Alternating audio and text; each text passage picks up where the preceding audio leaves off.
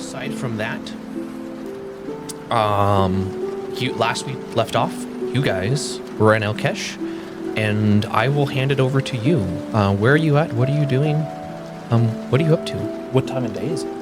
Let's just say it's early morning, but the day has just started, and I'm tinkering in my study, finishing up my little experiment. Putting Yes, the sir. finishing touches on. good.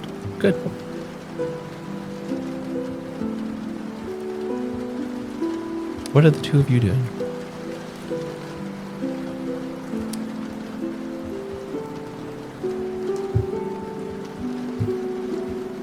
Well, I would like to buy some herbalism kits. I don't know how expensive they are. I don't either, but I can find out quickly. Yes, you're able to buy some herbalism kits. It's something you could find in the outer marketplace.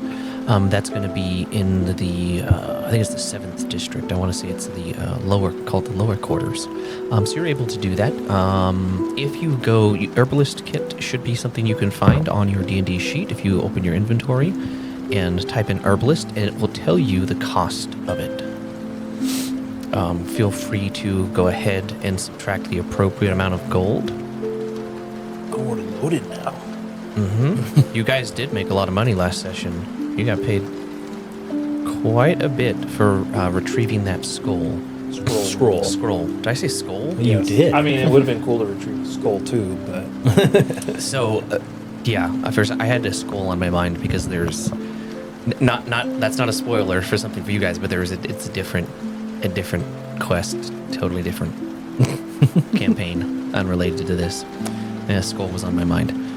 Were you able to find that herbalism kit? Yes. Should I be using the legacy one or just the... Go ahead and use the legacy. basically the only difference is that the 2020, like non-legacy, is going to include 2024 rules. So for the most part, I mean, it's up to you. Yeah, so what we'll do is in most cases just default to using the one that says legacy, because technically, yes, so you're all 2014 characters, which means legacy, so we'll stick to legacy for now. Most of the time there's not a huge difference, but The main thing would be like healing spells they upgraded. Yes, D8s healing and stuff spells, like yeah. There were a few things that were changed, but we'll just stick with legacy, because I don't know what the new... I mean, it sounds like you know, but I don't know what the new one does, so we'll just stick with the legacy. Although, to be fair, Patrick's character is actually a 2024 rules He is, character. yeah, base. that slipped through, and we're not gonna... It doesn't seem like a hard to switch it. Basically, you'd have to recreate the whole character. Well, it seems like I could just go back and switch mine. I think You don't change your race, you change your class, and it resets a bunch of class features. Yeah, and then like how you get your attributes changes, and Either way, the only noticed that- difference is the hero kit. Yeah, so I noticed that like 3 or 4 sessions in, and it was not a huge difference, so it's fine. It is what it is. You're extra special. Oh, my mom told me that all the time. Based off of your roles, though, you know what? You're extra special. Yeah, you know, I'm just gonna I think hand every wave. roll needs to be with advantage, just for him to roll average. I think so. I mean, think I would roll above 10 at least. yeah, you might get above 10 if you're lucky. Yeah. Maybe not. We'll With luck points. yes. Yeah, with luck. Triple advantage. Basically, he has like 15 luck points per day instead of the standard. I need 3 like what the legendary resistance. legendary thing. Yeah, where you could just be like, no, it's this. Yep. I just succeed. Actually, it's not a legendary risk. It's not like that. But Ulrich has. I believe I gave you that. Did I not give you that item? I don't think you've used it. There should have been an amulet or a necklace of some sort. Maybe I haven't given it to you. clockwork Yeah. amulet? Yeah. Yeah. Okay. What? Maybe it's because I don't You never really need know it. a lot about this game, but it doesn't really seem to be that... Useful. Yeah. But I could just be I mean, it's probably more useful than my ever smoking bottle, but we used it once. Yeah. Yeah, Yeah, it's cool. It's a great item at level 1. I gave it to you a little bit late, but you know, I'm new at this. Fel, what are you doing?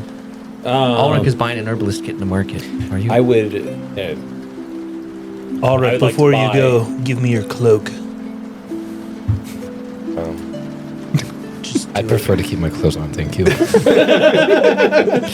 just do you not wear anything under your cloak?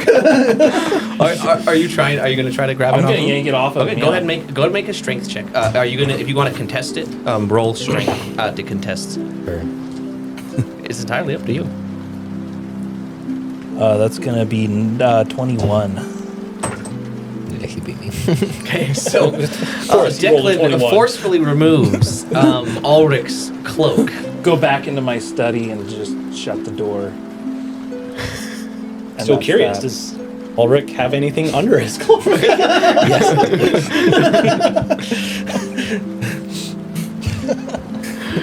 Oh my gosh. I wanted to go buy an alchemist kit. An alchemist kit? Yeah. I literally have alchemy tools. Do you? Yeah, I have a whole lab now. Oh, I didn't know that it had that. Yeah, it's a whole science lab. Okay. Either way, I'll go, and just for the sake of hearing what's Yes. going on in the market. So Fel wants to go get his own herbalist kit because the one that Declan has is not sufficient. So Fel leaves Alchemy and kit. you leave and make your way down to the marketplace. You hear the normal sounds you might hear in a grand city. As a reminder, there is approximately 70,000 occupants in this city. There's about 30,000 that live in the inner part and about 40,000 that live on the outside. And old cities like this are very compact, so it is quite crowded. It is not a modern city where things are flat and laid out. So 40,000 people. It is. I shouldn't say cramped. Let's say grand. The streets are wide. There are actually many taller buildings. It's like the difference between going through Milwaukee and Japan, Tokyo. Probably about the same. Well, but And as you do, let me pull up locations, and I will, since you're wandering about, I will give you a few images that you can copy image that I'm going to throw into Discord that you can see here. Maps, info, where is I have locations, maps, info, NPCs. Can I add one? No, I'll put it in locations. Okay. So that gives you a good idea of what the city streets look like, and that's even the outer city. The inner city Okay. is So it's very old. Yes, it is very old. And I'll remind you, this city was at one point besieged by the Dorokai, but they were not able to conquer it. This is one of the only cities that were not conquered here in the north by the Dorokai. They do have, shall we say, an understanding between each other. So Dorokai caravans do pass through Alkesh. But it is a free state, one of the last free states in this region. There is another image showing that is the main gate into the inner city. Okay. That gives you an idea what you're looking at. So you make your way down to the marketplace, and in the marketplace you are able to find an herbalist kit. He's looking for an alchemy kit. An alchemy kit. He's looking for the herbalist kit. Yes. You're able to find an alchemy kit at a local merchant. Go ahead and find the item, add the item to your character sheet and remove the appropriate amount of gold. It should say on there what it cost. After you do that, go ahead and roll perception.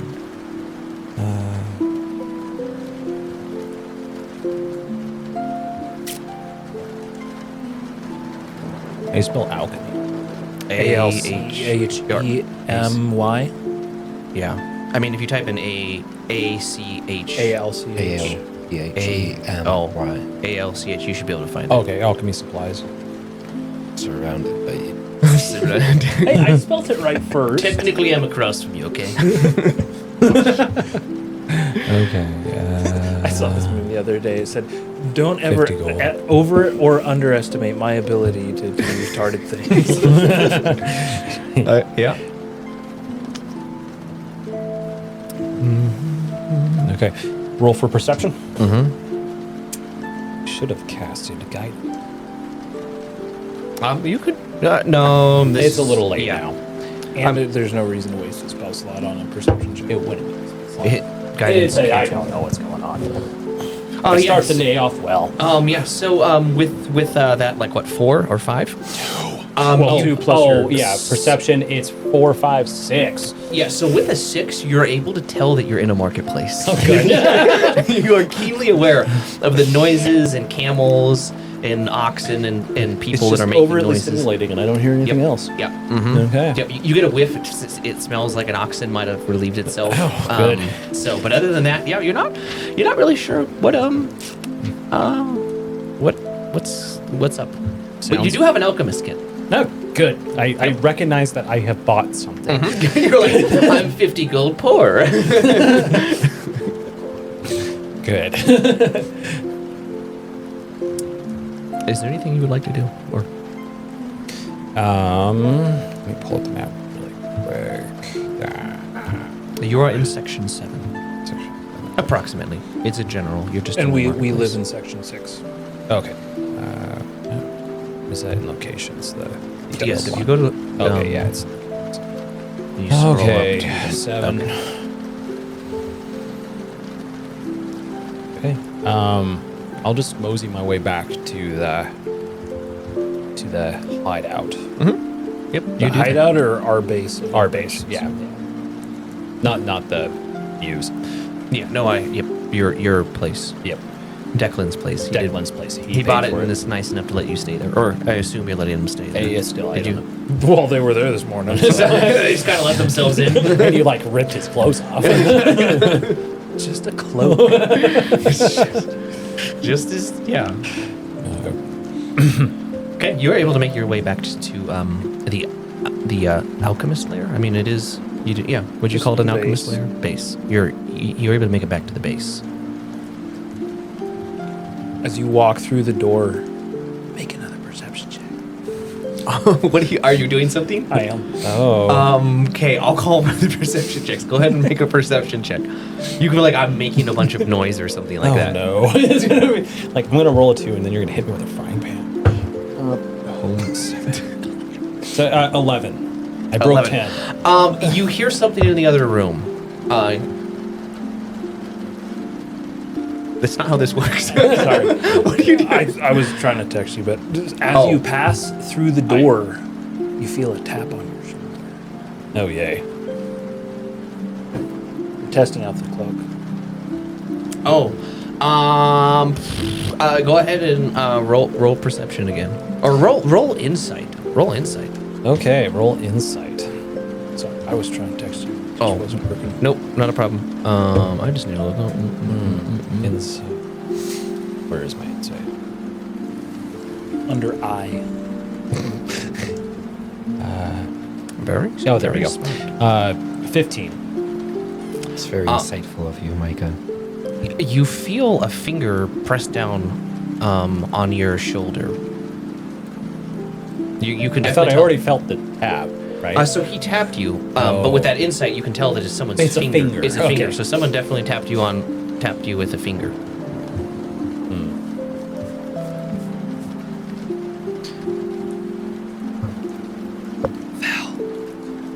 Do you see me?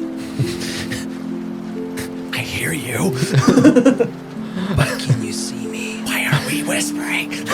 So what I'll have you do is roll stealth. You roll perception.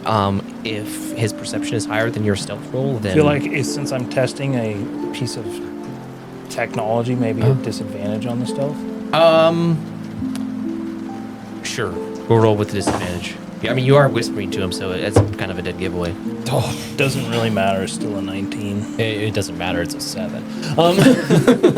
Yeah, so you cannot see Declan. see Wait, him. you do hear him. Yeah. No, I can't see you, Declan. That's a new trick. You hear a little bit of a rustle, and then I appear wearing his cloak again. What'd you do to it? So, I basically made a special type of dye that can make it change colors depending on what the user thinks.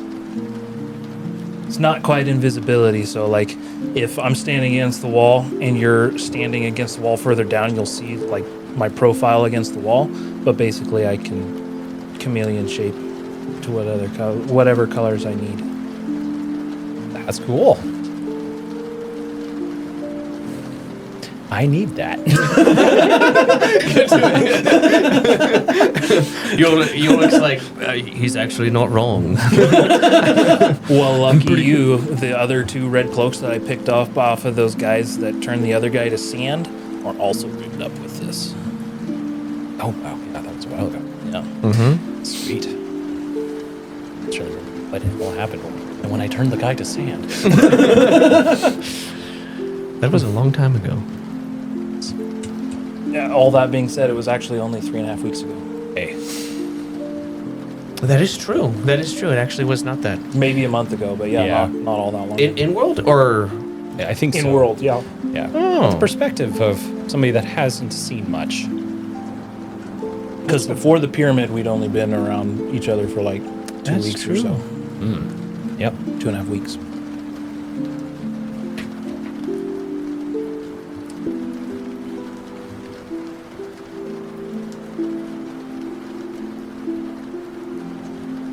That was okay. my jig was up. That was Okay. Okay. I mean, it's up to you guys to do what you want. You tell me what you're doing. Well, Describe I'm it. kind of waiting for Ulrich to get back so I can pull the same stunt on him. Have you returned? No. I hit this little piece of bone on the inside of the cloak and I vanish into, or don't vanish, but I Change color. shape change or color change back up against the wall, and I'm just standing there waiting for however long it takes. Go ahead and roll stealth. With advantage now, since I know it works. No. It's yes. Go ahead and roll. Yes, because that is what the cloak does give you advantage. So yes. That's gonna be 25. Okay. All right. You let me know when you return, Ulrich. You tell me what you're doing. 5 hours. I mean, if that's you tell me. No, it would be 5 hours. Maybe an hour. Okay. When you enter the building, go ahead and roll perception. And I roll. No, counter we're gonna stealth stick. or- We're gonna stick with the 25. 21. Okay. You see Fel in the room, and that is it. As you walk through, again, a little tap on the shoulder. I'll use fairy fire. So go ahead and cast Fairy Fire. So what's going to happen is you have to roll, I believe, a dex save to avoid it because it can be avoided. I believe Fairy Fire is 20 feet. So I yes. roll a dex then. So that's going to be basically the entire room. So you're all going to have to roll. There is friendly fire. There is no such thing as so. If you're just casting it in the room, you're all going to be in it. So you're all going to have to roll a dex saving throw, either to see if you can Even the outline. caster. Yep. Because I believe the range is like up to 60 feet, but the Yeah. radius is 20, and so since if you're casting it like right in the room's probably no more than 20 feet in diameter, so you're all going to get hit. 26. Okay, that's probably above your Yes, Absorb a elements 13. is a reaction, right? correct. Technically, that doesn't work in this case. But also, if you were trying to absorb the elements, it would only just amplify. Because the fairy fire coats you and highlights you, so that way incoming attacks have advantage. So if you use absorb elements, it's okay. probably going to give I would say like triple advantage. I was thinking this was a damage. You turn into a literal glow stick. Okay, Yeah. I was thinking fairy fire was a damage. No, it's, No, it doesn't. It just it's essentially. it just Either way, outlines you. I I got mean, you can go ahead and cast absorb elements. We I know would how love this that. works. yeah, I got a 5. So Yeah, so obviously you're I'm, out- I'm you're lit up outlined. like a glow stick. I got 18. Okay, I don't know what your DC It's a is. 13. Okay, yes. That's what it says. So you're able to avoid it as well. But yeah, you don't. Heat Phil lights up, but other than that, you're not. Say, wow, You don't see this- anything. being a glow stick is really getting old. Seems to happen to you a lot, eh? Yes. Better than being a human torch. Well, we all have to have ambitions. I decloak and I hand you the cloak and I say, it's done. Well done, young Padawan. It's a bad one. So basically, headcanon here, the way it works is there's like a little bone button on the inside of the lapel that you touch it and then you think about what you're trying to blend into and it's going to automatically do that.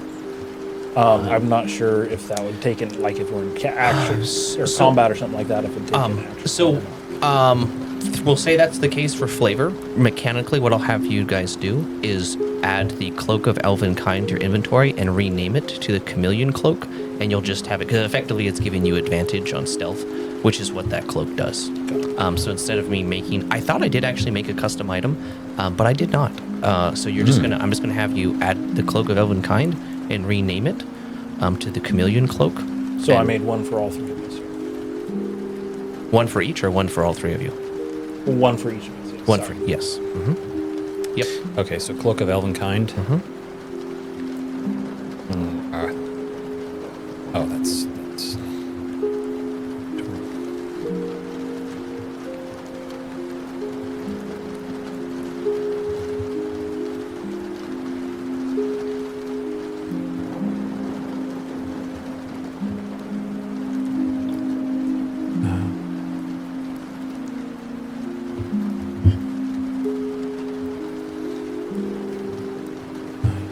Probably can't wear this and wear my cloak of billowing at the same time.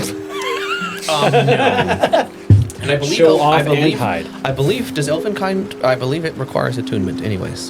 And so we're gonna say Yes, it does. The Chameleon Cloak is fairly. I mean, to have advantage on stealth is pretty powerful, so you will need to attune it. Okay. How do you rename? You should you just just click on it. customize. Never mind. I see it now. It just the pencil was hiding. It does that sometimes.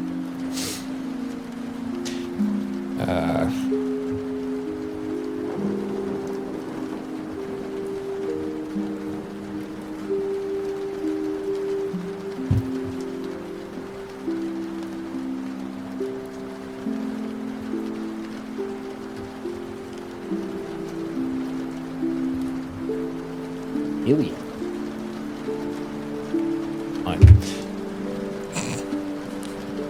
Don't you? No, I'm sitting over here like respelling it 18 different times. It's probably like what CHEM. CHAMELEON. I was right except for the A. I was right, except I was wrong. I couldn't spell cloak, so I had no luck with that one.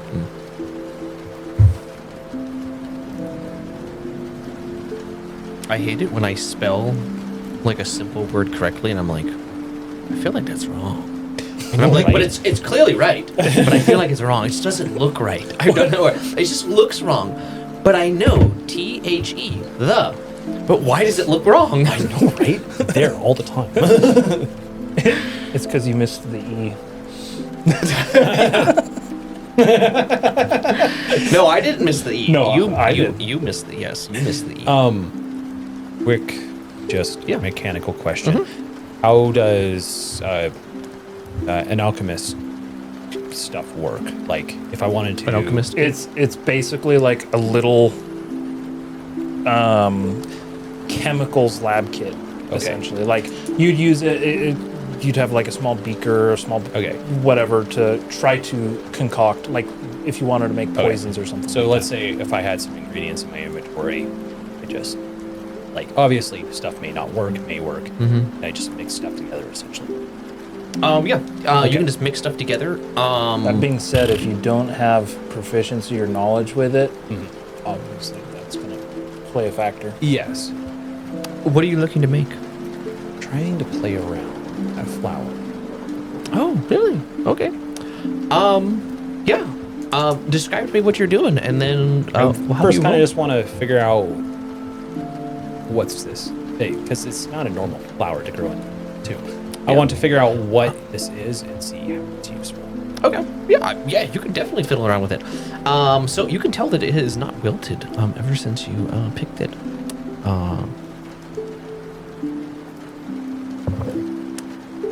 Go ahead and roll. Alchemist. That'd be probably knowledge or It's, intelligence. intelligence. Yeah. Oh, Go ahead. that's not good. Go ahead and make an intelligence roll. No. It's not. Oh, thank you. I rolled a nat 20. You roll. That's probably the only one you're going to get this month. But and True. and you used it on an alchemy roll. Okay. Yay! After I hand out the cloaks and everything like that, I'm gonna go back to. I want to look at the Kamari Book of Arcane and the Kamari Book of Alchemy. Thing. So just kind of working on reading into that and seeing if I can glean any knowledge from it. Yep. So you go off and start reading those books as Phil begins to dabble with this flower. I'm half like side eyeing him as he's doing it, just to make sure he doesn't kill Like himself. blow himself up? Yeah, that's why I got my own kit, because I would just blow yours up anyway. So Yeah, just knock everything over, spill stuff. yeah, we know how I am. So you are able to use the kit to analyze and mess with it. You kind of pour some dyes on it and whatnot. You can tell there's something arcane about this flower because it hasn't wilted yet. You've had it for, well, over a week now. Yes. So you know there is something about it that is strange, and I need to look something up. Do I happen to see some sort of a diagram of this flower in the book of arcane stuff that I picked up from the library that we found the same flower? Which one are you reading? Well, I said I there's was going two. to read both of them, so I have the book of arcane and the book of alchemy. Probably finished with the alchemy, so I feel like I would have been reading the arcane, but that seems a little convenient too. Well, he's only been messing with that. I mean, he's going to be like a few minutes, so you probably are going to I read would an have picked entire up book. the arcane, and started flipping through it, but I'd have to cast comprehend languages to actually be able to read it.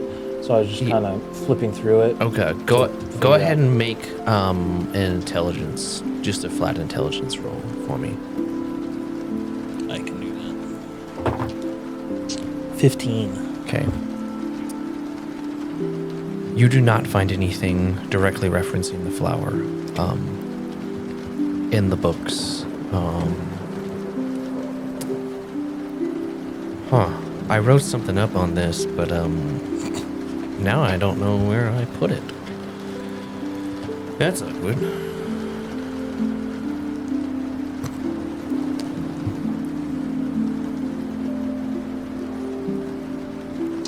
On the Jaran Desert map, do we know where the salt flats are?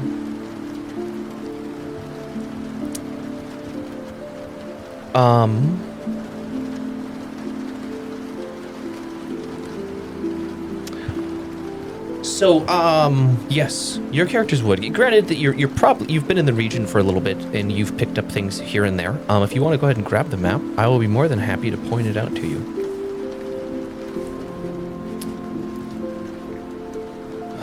So these are the salt flats. These are the salt flats there in the west.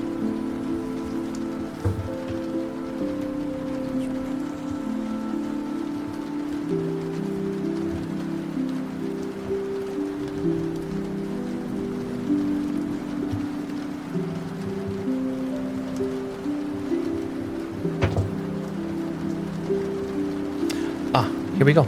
So, as you, Fel, as you are using the alchemist kit to try and determine what this flower is and why it's special, go ahead and roll Arcana.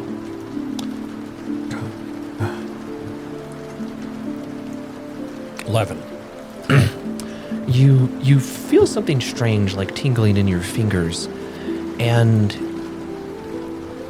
you're not quite sure at this point. But you feel like almost like you've established some sort of bond with the flower. Like it's an old friend. That's creepy. Let me make a note. It sounds like I make friends with. What's that? I make friends with plants. You know what? I've seen weirder. Well, to be fair, I guess my character might consider him friend, but he considers me moron. Yeah. So Probably more off Go than go on. ahead and roll insight for me real quick. He's gonna confirm that he thinks I'm a moron. I've seen The Last of Us. I know about plants being your friend.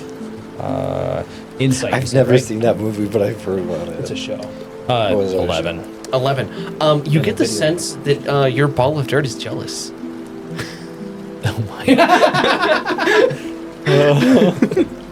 Fate is a cruel mistress. Ball of dirt, purple flower, and a plant head. Oh. Yeah, you actually have. Yeah, you have quite the conglomerate of companions, and you have the flower and the ball of dirt, And the wolf. Yeah. Yep. And Jesse has his imps. How do you add? Because I forgot to do That this we last time. completely How do you forgot. add just a custom item? So you I just also have the hit, little you fairies. go to inventory, The fairies from the swarm. and then manage inventory, right? you hit manage inventory, The and then there's a fairies little from button right above where swarm it thing I says got, equipment, what was it? backpack, saddlebags. It says add custom item. Oh, there we are. Thank you. There you go. I forgot to add the red crystal. So I couldn't hear you, Ulrich, over the other two. The swarm keeper magic. Correct. Yes, your subclass feature. What about that? I have the fairies. He was talking about them like companions and stuff. Oh, yeah. Yes, you do have the fairy swarm. Yes, for your subclass. I got nothing but these idiots, and I'm one of them. You're by yourself? Okay. Yeah. So, yes. Emotional damage. So true. Okay. Yeah, so you fiddle with the flower and it something happens, you're not quite sure yet. Okay. So just keep going, essentially. Okay, you're gonna keep messing with it? Or, well, no, I was just saying. Just move on? Okay, Essentially, yeah. I'll have to keep looking into it. I'm sure something might Fun happen. will happen. Yeah, I'm Okay. sure. Yeah, I'm confident. Yeah. Oh. DM's confident again. There's one other thing I wanted to try. And if we're just sitting around. I wanted to break off a chunk of the red crystal. Okay. Yeah. You can do that. You don't need to make a roll. Okay. And I want to give it to the ball of wild dirt. Okay, go ahead. Describe to us what you do. Okay, I set the ball of wild dirt on the ground. As I'm sure Mr. Dying Wormwood looks at me profusely upset. I give him the red crystal, or I set the red crystal, or the little chunk of red crystal on the ground. See what he would do with it. Because it's kind of a chunk. I mean, he can kind of. Oh, I guess I can grind it up, right? Okay. Yeah. Yeah. Do you grind it up? Yeah, I'll mash it with something. I have. Your alchemy kit would have a does it have pestle a mortal and and mortar. pestle? Yeah. Yeah, I'll take the mortal and pestle and grind it up, and then give the ball of dirt the dust of the giant undead creature's heart. Yes, you do that, and it begins to roll around inside, around in the crush of crystal. Okay. Go ahead and roll Arcana. Let's see if I can roll a little better than last time. Actually, I'm gonna have. Nat 20, 21. Okay. Who are you and what have you done with Fel? I know, right? Making these good intelligence Are both rolls. of you still in the room? Because you're reading off to the side there, right? Yeah. Are you in Yeah. the room? Okay, I'll have you both roll Arcana as well. I can do that. That's another nat 20 for me, too. 20. So that's going to 20? be 22. Okay. So you are all quite aware that as this ball of dirt rolls around inside this crushed up crystal heart, that it is absorbed into the ball of dirt. And you can all sense that though the ball had a level of sentience before, like it had the ability to express emotions, it is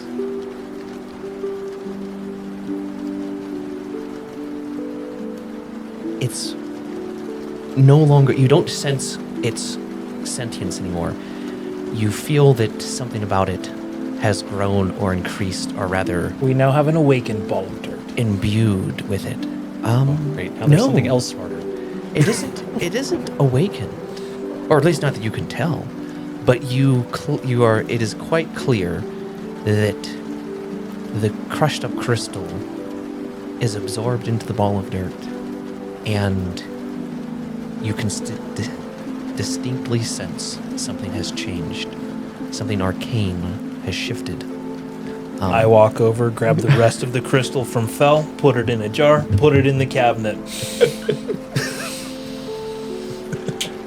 Yeah. Party pooper. You could have just asked me to put it in the cabinet. I'm now just a tiny Okay. bit scared of your ball of dirt. Yeah. So I need to go ahead and note that. Probably good you took it away, because the next step was me eating it. And you wonder why I didn't ask. Okay. I need to note this. Yeah, I should put that in my notes too. For every. You know what? That's probably not a bad idea. My notes: stay away from ball of dirt. Don't make Val angry. While you guys were in town, was that crazy priest guy performing miracles again? Would I have seen him performing miracle? Let's go ahead and just have you roll We all know I didn't a do it. flat. do a d20 roll. 11 and above you did. 10 and below you did not. 9. Okay. You did not witness anything. Okay.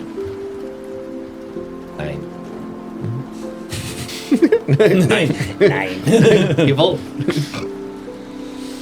You describe to me what you're doing, and I'll let you know how things react. I'm gonna tidy up my lab a little bit, and then I'm gonna go for a walk around town and kind of see what's up. Yeah. So after you tidy things up, you head out. What are the rest of you gonna do? Or are you gonna do anything? You don't have to. I would like to look around. I don't know if, I guess possibly, I assume there's like a library. Looking at the library, different botany books or something, just trying to see if I can find any sort of information on the flower that we found at the tomb. There is a library. It's in the inner city, though. So you're gonna have to go through the main gate. As you make your way there, you do make it to the main gate. What you see is actually one of the pictures that I posted in Discord. It is a great gate. It is bustling. There are many people coming in and out. Outside of the city, you do see many older men, the elders of the city. This is where any contracts would be struck, deals done, disputes handled in front of the elders of the city, who would essentially act as record keepers for any important business that happens. Near the front gate, there is 12 guards. As you approach, they do stop you. One of them holds up his hand. Halt! It'll be 1 silver piece to enter the city. Standard tax.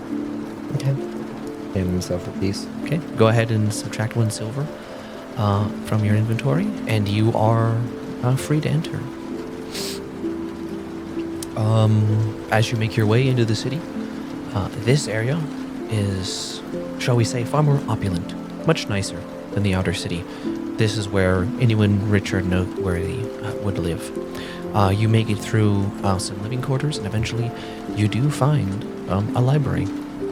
And heading in, you are able to find a librarian. I almost said steward. A librarian, and they are able to direct you to the appropriate section in the library. Books on flora, and there's quite a few there. Go ahead and roll. Let's make an intelligence roll. 20. You're able to find a book that you think would actually contain information on the flower. As you read through it, you eventually find a section on flowers. Go ahead and make me another intelligence roll.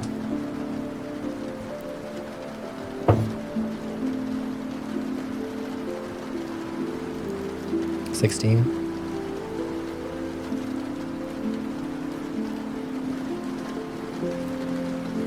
Sorry. I'm trying to multitask. You do eventually find some info.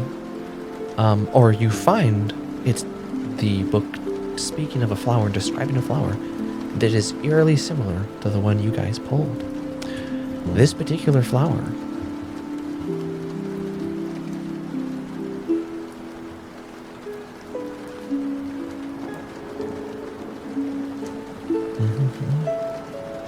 The particular flower you find in the book is called the Everflame Bloom. Reading through it, you can tell it does have ancient origins. It's been around for a long time and does seem to have some sort of arcane properties. At least that's what the book tells you. It isn't entirely natural, or perhaps maybe sometime in the past an ancient being imbued this particular flower with magic, and it seems to, shall we say, persist through reproduction as the flower continued on through the ages, and has ever since had some sort of magical properties. No one is sure, but some cults are rumored to have engaged with it, and it seems to, though they're not certain, represent the symbol of a bond. Not bondage as in, shall we say, slavery, but more of fellowship. But the author is not certain.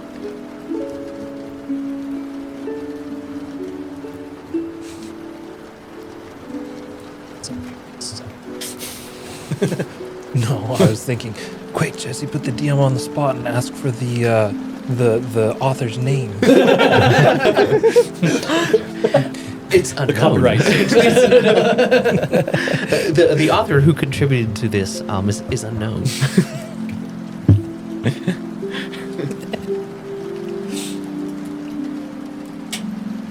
The goblin jumps you. What's his name? Unknown? Grok. Chat GPT.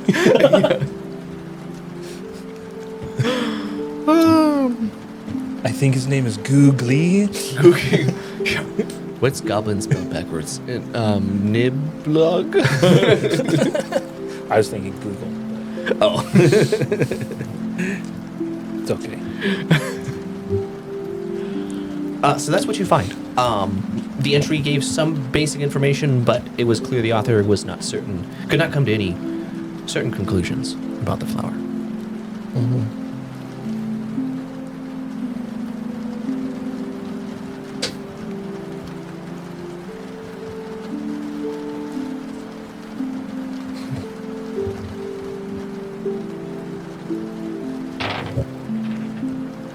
did you get it all the way over here? I did hit my toe and win. It just is zoom.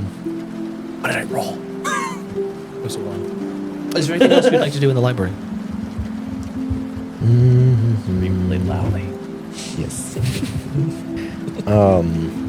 Does that particular book, or is any other books that have mention of the same flower, do they mention anything about the specific or any thoughts of what type of possible powers this flower could give you, or how to awaken such powers? Any theories on?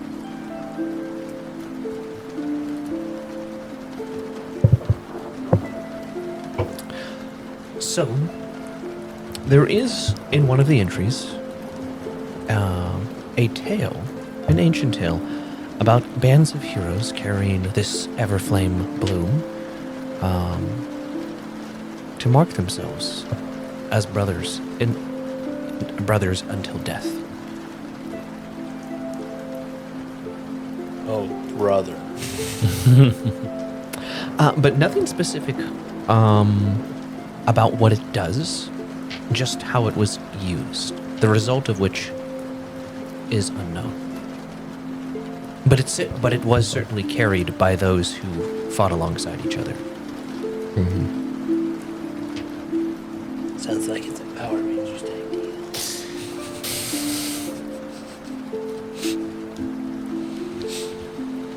No, I am not climbing on your shoulders.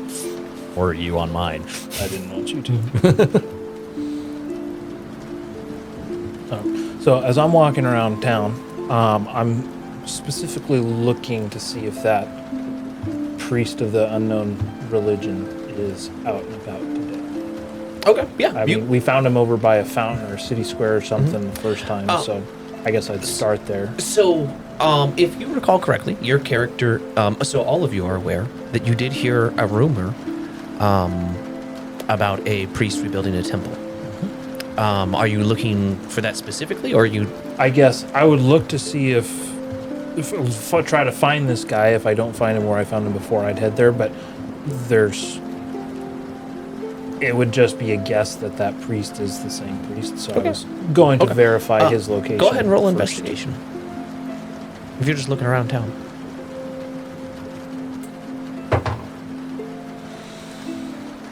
Wake up.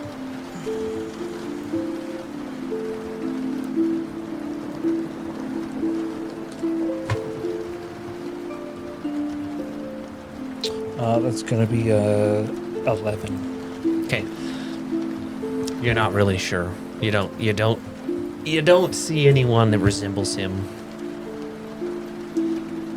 All right, then I guess I'll head over to the slums and go check out the temple that's getting rebuilt. Yeah. So you do that. You make your way down into the slums, and you make it to the temple area. And you do see there are quite a few people around there. Probably about 24 or so. Go ahead and roll perception. I can do that. 21. Okay. So you're able to make out that there are some different followers and whatnot. They're essentially trying to rebuild the stoneworks.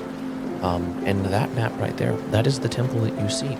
And you do in fact see the priest who healed the man from last week there as well. That is what it looks like. And there are many people around, about 12 of them, working on the temple. I'd like to go up to the priest and talk with him. Mm-hmm. Yeah. You make your way up to the priest, and... If I remember right, he had some sort of a bodyguard somewhere close to him when he was in the city square. Is that guy around? Go ahead and roll insight. Or, sorry, roll perception.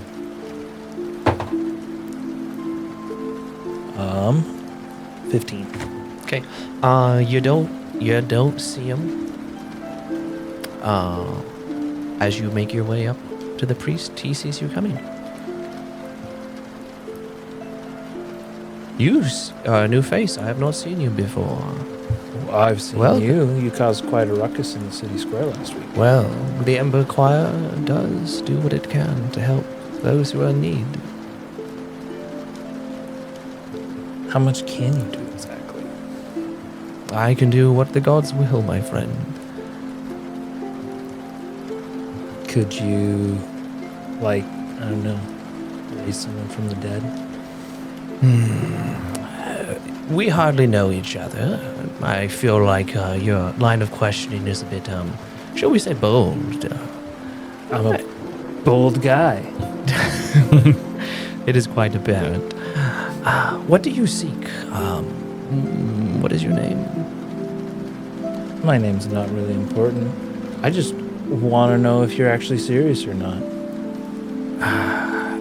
Seems like you could do a Excuse- lot of good bringing someone back to life, you know? Well. Bringing someone back to life can really change the course of history, can it not? After all, I don't know. You are- tell me. Have you brought someone back to life? You are changing the fates, the will of the gods, to do such a thing.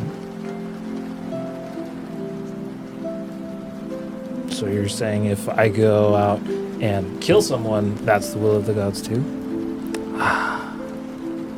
Who's to say what the will of the gods are? And with as many gods as there are, I'm sure some of the times their wills oppose each other.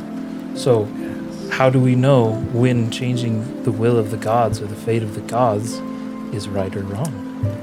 It is a mystery. That's such a cop-out answer. The gods work in mysterious ways. And you're trying to revive a dead one. Sorry, a sleeping. I'm sorry. What are you referring to? Well, I mean, the rumors around town is that you're, trying to get worship for this god again so that, he can become active once more. At least that's what I've heard. The god of light and fire has not dwelt among us for many, many centuries. But the Ember Choir is quite certain that we can bring him back. And in doing so, many will be blessed, changed, forever. It is quite a mighty burden, but it is one that myself and the Ember Choir take with great pleasure. It is necessary. Why is it necessary with the great many pantheons of gods that there are in this world? There are many gods, not all of them as benevolent as others, but we can change that. We'll see. Yes, but as you said, there's many gods, or I guess I said that. There's many Yes, of that's them. You said that this was necessary. Why is it necessary?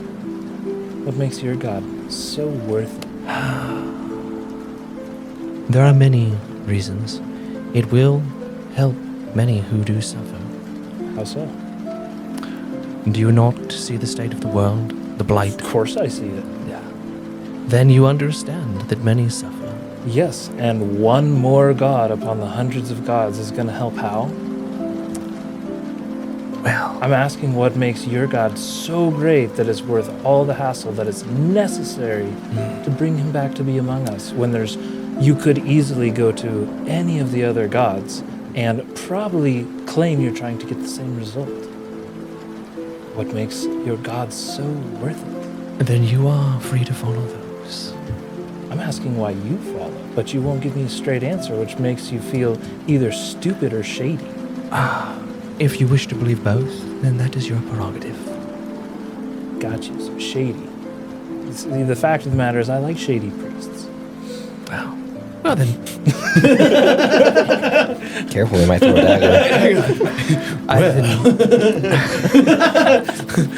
Choose your next words carefully.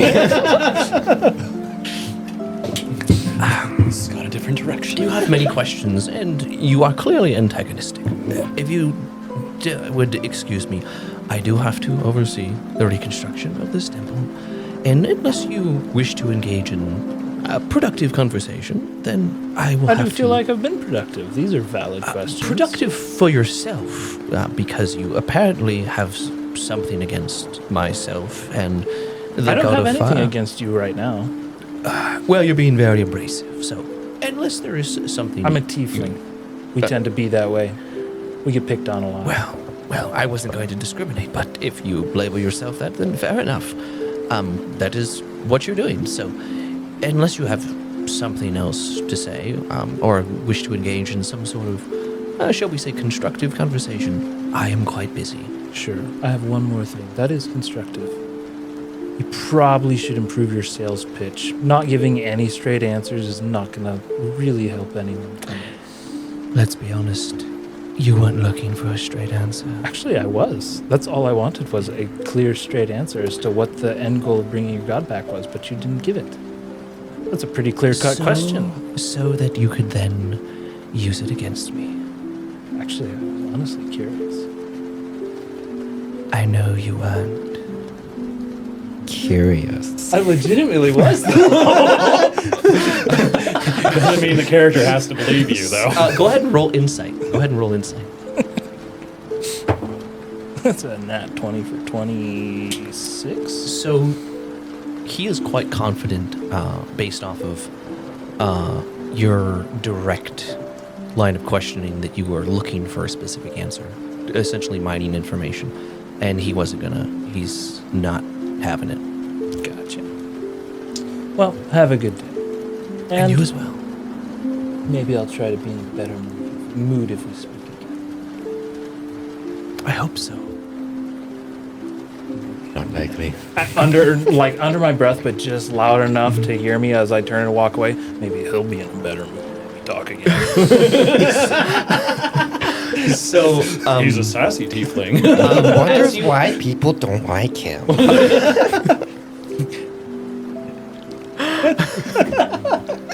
Throwing daggers at people, talking under his breath. So as you leave, That's just me, Micah. Yes, Hi. as you leave, he says, "Be blessed, child." And go ahead and roll Arcana.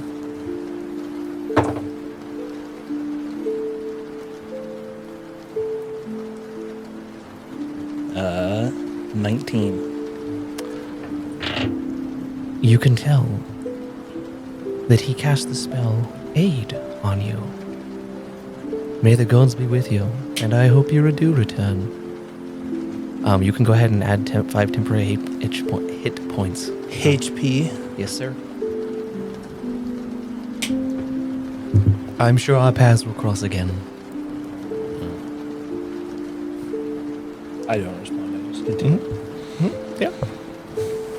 And then I'm gonna, take a few laps around town to make sure I'm not being followed, shake a tail, and then I'm gonna head back to the muse. Go ahead and roll perception.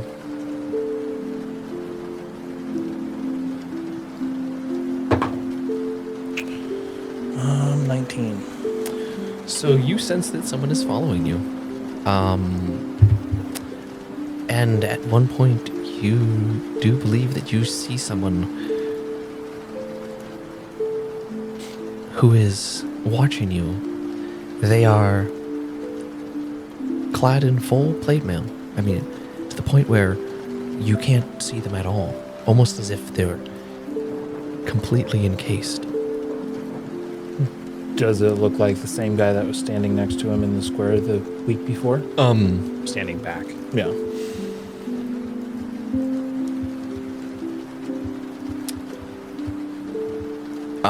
Two weeks ago, or a week ago, when I had... I thought I was. It was saw him. Ulrich that I had yeah. roll. I Yeah, had you're roll right. for that. Only he saw him. Gotcha. So I can't answer that question. Gotcha. But I do clearly see him. Yeah, you can see him enough to, shall we say, convey the description. I'm gonna approach him. Okay. Yeah, you can. So you're gonna try to double back, or are you gonna just? No, I'm describe just to gonna me walk how- straight over to Okay. him. Okay. So he is watching you from a distance. What we're gonna have you do? Hold up, 1 moment. Because he's watching you, so he's gonna see you coming. Yeah. So let me.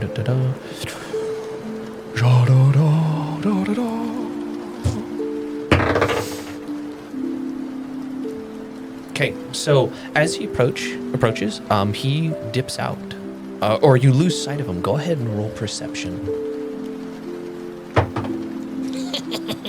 20. 26. Okay. You do see him as you approach. He dips away into an alley and begins to leave. But you do see him make his way out. He attempts to sneak away, but you do in fact see him. I'm going to follow him, or not follow him, but catch up to him. Okay. So you're going to dash up after him, or are you attempting to approach him stealthily or Speed walking. speed walking? I'm not like making a scene, but I'm Okay. clearly. I'm not trying to hide. Okay, so you're making your way to him. He is far enough ahead to where you're going to have to essentially sprint to catch up to him because he is a little ways away. Then I'll sprint. Okay, so you're able to sprint up after him. Describe to me what you do.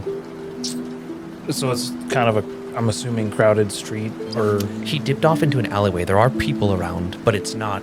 gotcha. It's not like a big open street. You are kind of like in an alleyway now because he is. How trying to far away evade from you. me is he? Let's say he's about 20 feet away. But you're able, if you want to, you can catch him. Just basically looking like, how do you approach him? What do you do? As I'm chasing after him, I cast Mage Hand, tap him on the shoulder, and tell him I want a moment of his time.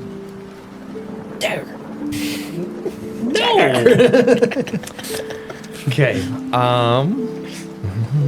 As soon as he turns around, dagger to the forehead. He's in full plate. My dagger's gonna do nothing.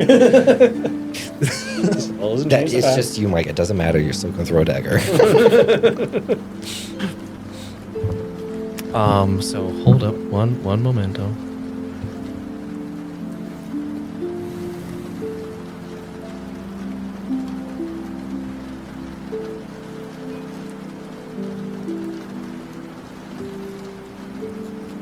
So you tap him on the shoulder and you tell him to stop. If I correct? Tell him that I want a moment of his time.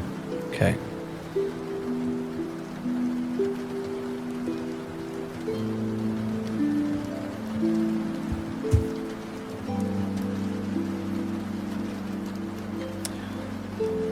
How far are you still 20 feet away No, from him? I'm continuing to follow after him. Okay. So I'm trying to gain on him, but trying to use the Mage Hand to get his To slow- attention to and slow him down? Slow him down. Okay. You tap him on with Mage Hand. He does not do anything. He continues. I moving use forward. Mage Hand to knock on the helmet. Ding, ding, ding, ding, ding, ding, ding, ding. Anybody hold? Let me. No daggers are being used yet. Suddenly, I chuck a dagger way far away, and suddenly a dagger just magically lands right in front of you, Phil. No, that'd be impressive because that would have to go through the window of the house because at the moment I'm still in that house actually. Yes. It just says like Declan or something. Shut up. Take to the handle. Of the ladder. Better unrest. He threw a dagger. Okay.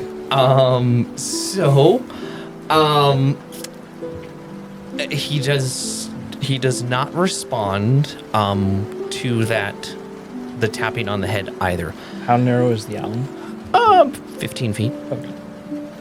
So he just keeps moving. Is he still moving slow, or is he like running? He's not running, but he's also. He's making a decent speed to get away from you. You can tell he's trying to lose you. But this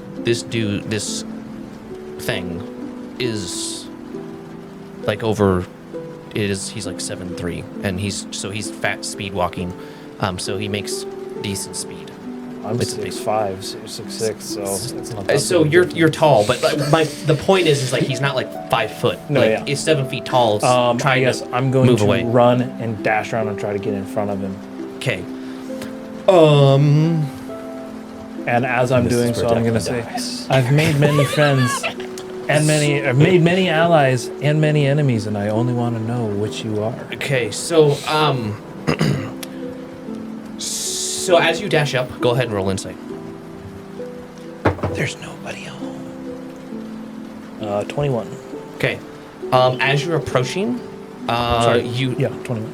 as you're approaching this quite tall figure, clad in steel, you get a sense of danger, and you feel that The air around him is quite warm. What would you like to do?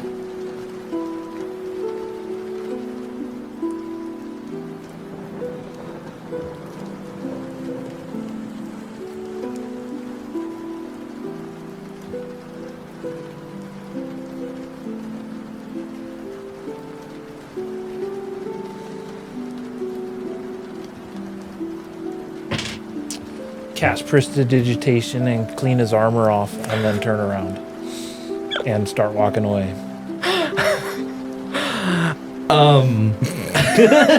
Is his armor dirty? So you do that, and as you turn, you cast prestidigitation on him, and you turn around. As you turn around, you can tell that he turns back towards you and was about to turn face and face you as you attempted to approach him. So he turns on a dime in a very, shall we say, Aggressive. mechanical fashion. Gotcha. As you turn back, and you are by chance just out of reach of his hands, what do you do? I'll jump backward, so I'll jump away from him while turning, and I'll be like, "Oh, now you want to talk?" He dashes forward and grabs you by the throat. We are going to go ahead and make a contested strength roll.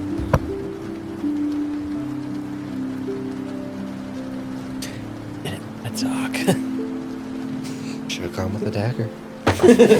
For one time, he doesn't throw a dagger. 22. Okay, you are able to overpower him.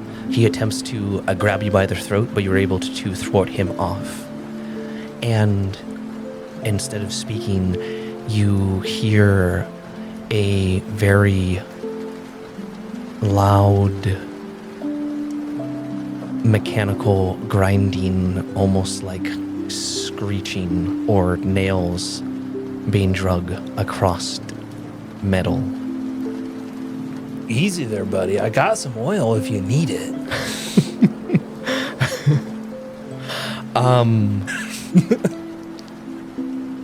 Is there anything else you'd like to do? Well, I really wish I had fast friends as a spell, but I'm going to cast jump on myself, and jump. I'm assuming the closest rooftop is within 30 to 60 or 90 feet of me, so I'll just kind of up and away. You're gonna try to jump and just basically climb up to the rooftop?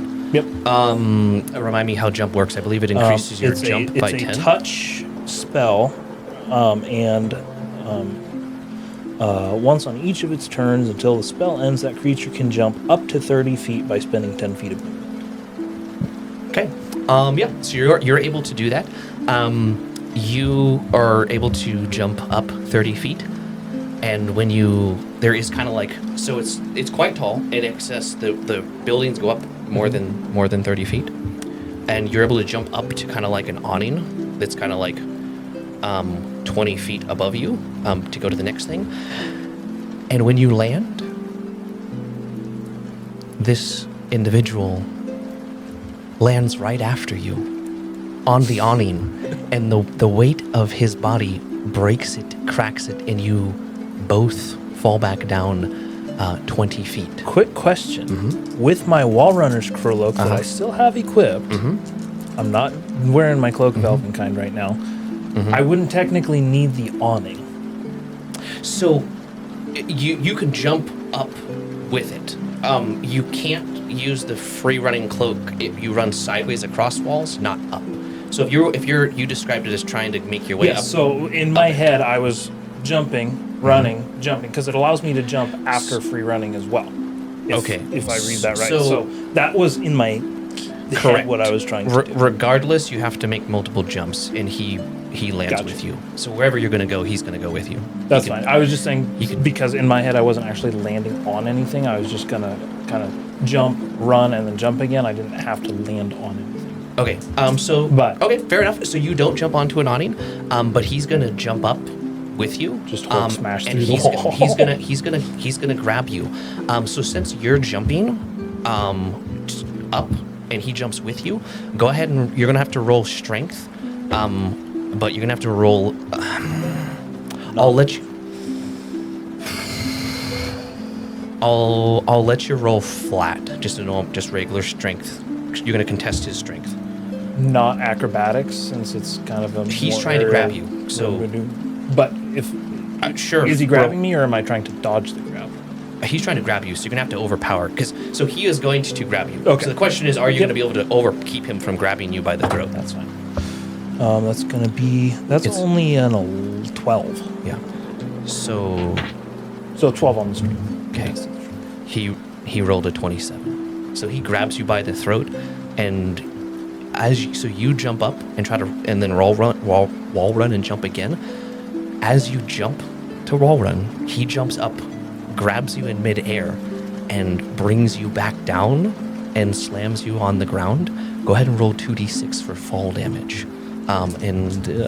He's gonna have to do the same. Okay, 4. 3. Okay, so go ahead and subtract that. Again, you hear metallic screeching. He picks you up by one hand and throws you into a side alley. Go ahead and roll 1d6 damage. That was a 6. Ouch.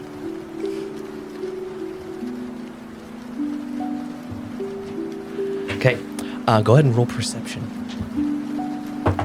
Is this murder bot gonna keep coming after me now?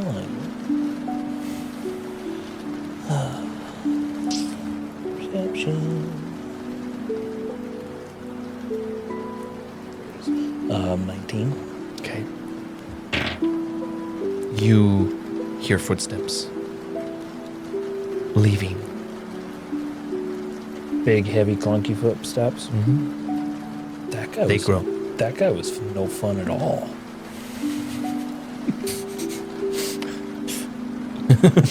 You just got wrecked a little bit. Yes, you did. And just to be clear, all of these stat blocks I have built weeks and possibly months ago.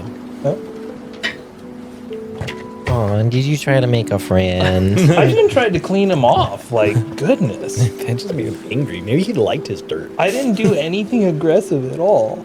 But he's not following me anymore, correct? No, from what you could tell, the footsteps led away. Okay. He moved on. Well, I guess my secondary goal was successful. I head over to the muse now. Okay. You head back to the muse. You're able to make your way into the poorhouse. You can find the rug with the trapdoor underneath, and you're able to make your way down. I'm specifically trying to see if I can find Grayblood. Mm-hmm. Yeah. Inside, you are able to find Greyblood. He is in the main, not cathedral, like the main Cavern. Cavern. Yes. Gotcha. Is he like sitting talking? Does he look busy? Or is he looking a little bit more He has just finished. maybe sparring. approachable? He has just finished sparring. Gotcha. I'm gonna ask him if he'd be willing to spar with me. I would be more than willing to, but you look a little roughed up yourself. You all right there? Yeah, stupid clankers. Am I right or am I right? But, I'm sorry. What's that? Oh, I went and had a chat with that mouthy priest earlier today, and then I was gonna come over here, but I got followed by seems like some sort of a mechanical armored soldier, and he kind of roughed me up a bit. Which priest are you referring to? I didn't get his name. He wasn't very talkative, but he's the one who's trying to rebuild the temple of the sun guy. Yes, I would be careful with that one. He is a member of the Ember Choir. I'm aware. He said so Yes. himself. Yes. Are you familiar with the Ember Choir? Only mostly what you told me, but I was just trying to get a sense of how he thought. And let's just say he's less than forthcoming with any information at all. I'm not surprised. You do recall that the Ember Choir is led by Lucian Thane. Yes, I remember. I would advise that you perhaps stay out of their way, and unless, of course, your intent is to. Let's just put it this way: I would avoid them unless you plan on putting them 6 feet under. It probably won't end well. You mean them putting me 6 foot under? Because, I mean, ultimately, I wouldn't mind putting them 6 feet under. So- but I don't think I can do that in my current state. One That's of- why I want to spar. One of you will end up 6 foot under. So, if you're going to engage with them, I suggest you, shall we say, make the first move. Use the element of surprise. You're going to need every advantage you can get. That's why I want to spar. Fair enough. You seem much more powerful than me. So. I would be more than happy to spar with you. And if doing so is with the intent of perhaps eventually dealing with this priest and his followers. Because I will add that Lucian Thane does have ties to the Dwarkai, and a friend of the Dwarkai is not a friend of mine. And I would much rather not have his temple in my city. Me neither. Like I said, he's kind of a mouthy brat. That being said, I'm a mouthy brat too. Well, let's just say let's hope that he's the one who ends up 6 feet under, not you. That would be the plan. I'll do what I can to help you. Huh? So yes, you two are able to. He spars with you. All right. You just While we're wrap in your sparring. cloak. Mouthing I was the stalker, Max, so I can hide. Before we go to your question, what are you two doing?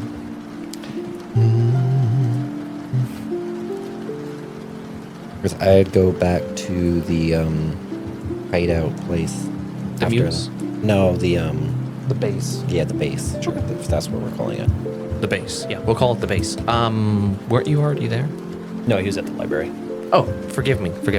I'm sorry. Yes. So after making your run to the library, you make it back to the base, and you see Fel there. Fel, what are you doing? I guess since I stuck there, I was training with Thor.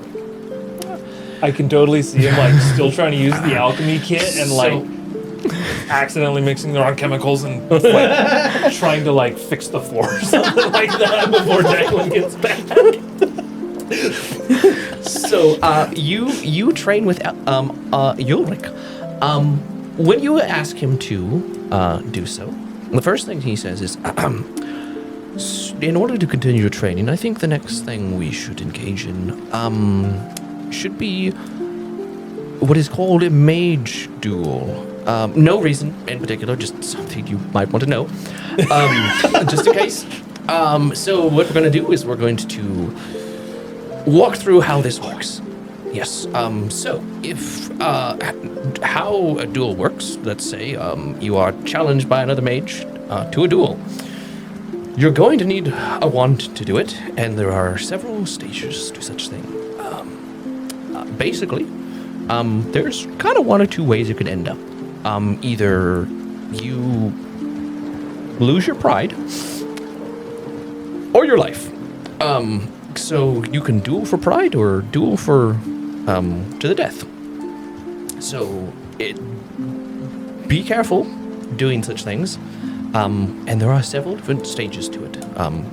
Usually you have like the stare, and then you have the draw, etc. A lot of technicalities. We'll go over all of that in due time. But first, how it would work is that you would mark off usually about 20 paces. And after you're ready, you would both draw wands and cast a spell.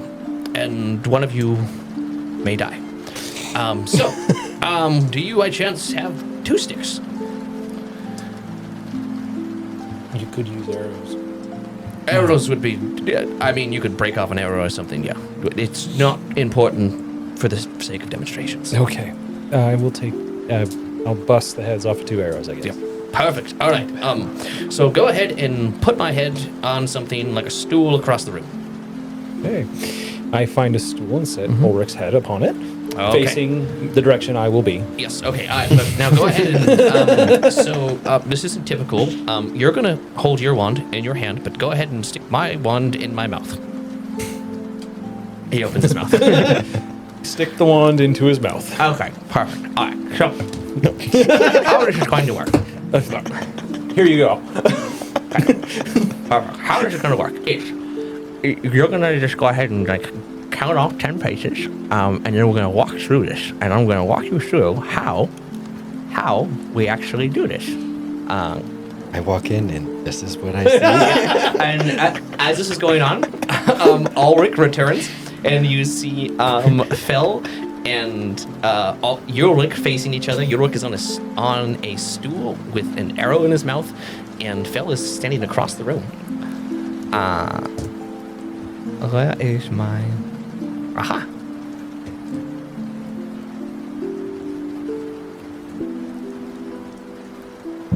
Sorry.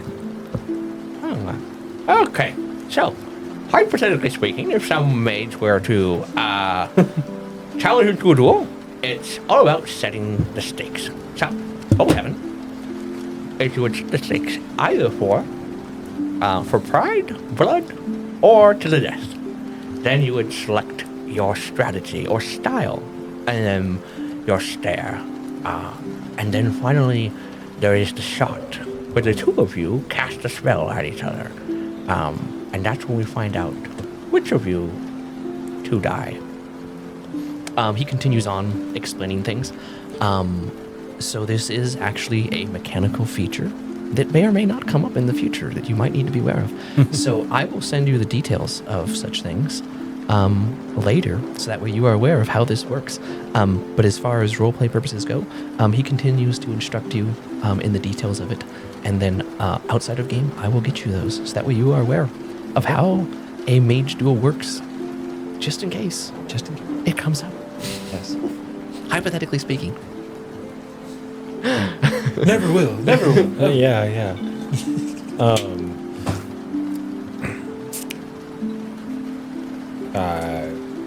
I guess is that like him explaining over, like, or does that need? He's kind of explaining it. Is there any? You have any? I just have. Well, I have any questions? Yeah. Uh-huh. I'll help him take the wand out of his mouth. Thank you. Thank you.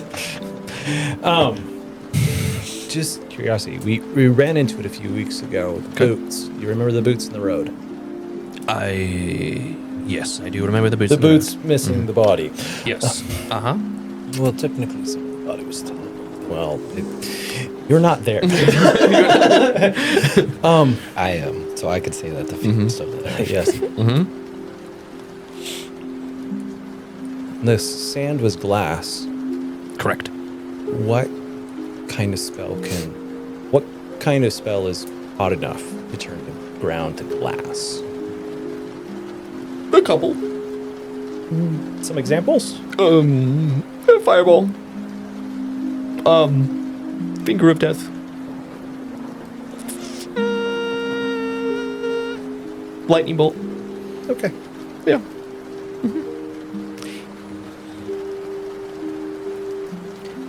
Okay. Yeah.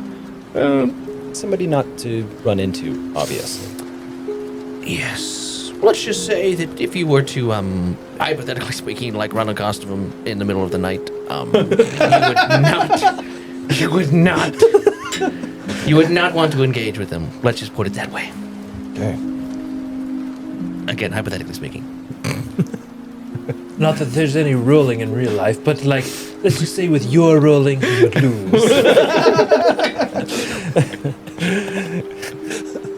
It's a new term I'm coming up with.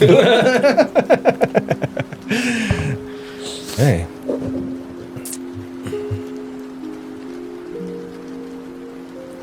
Anything else you would like to know about the boots in said silverware that was everywhere?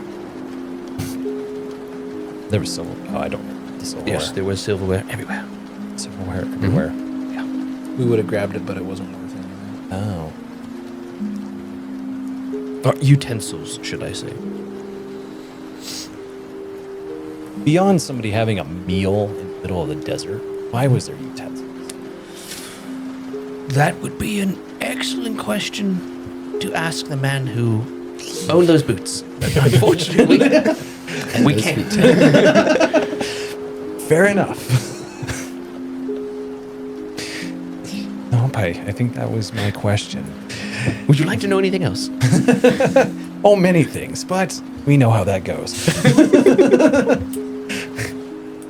Oh. What time is it about? A little past midday. Past midday. Okay.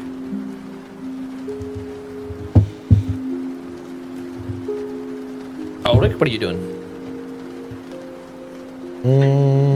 Or what do you guys want to do?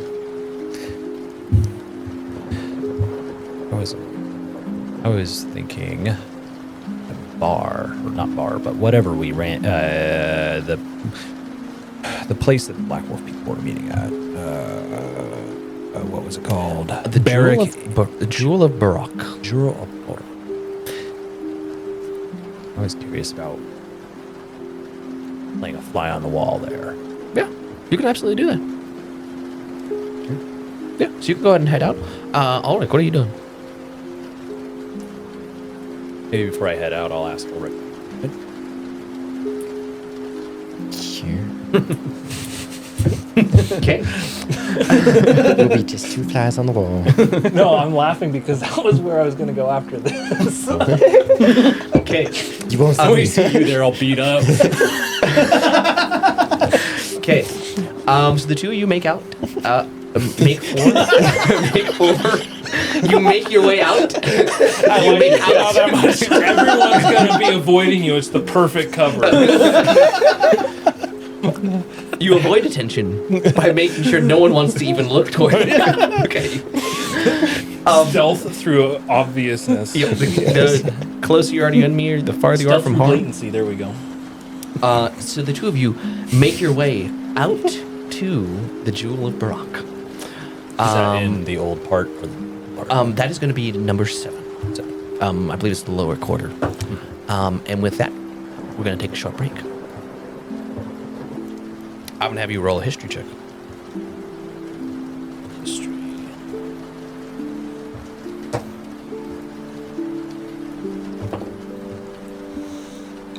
That's not so great. That's only a 14. You vaguely remember something about a scroll of like restoration or something like that, but that's about all. Okay. Okay. So we are back to you, Declan, and Greybutt. You both of you step into the ring. What we're going to do is we're going to have you roll initiative, and then you can go ahead and have your conversation as the two of you fight.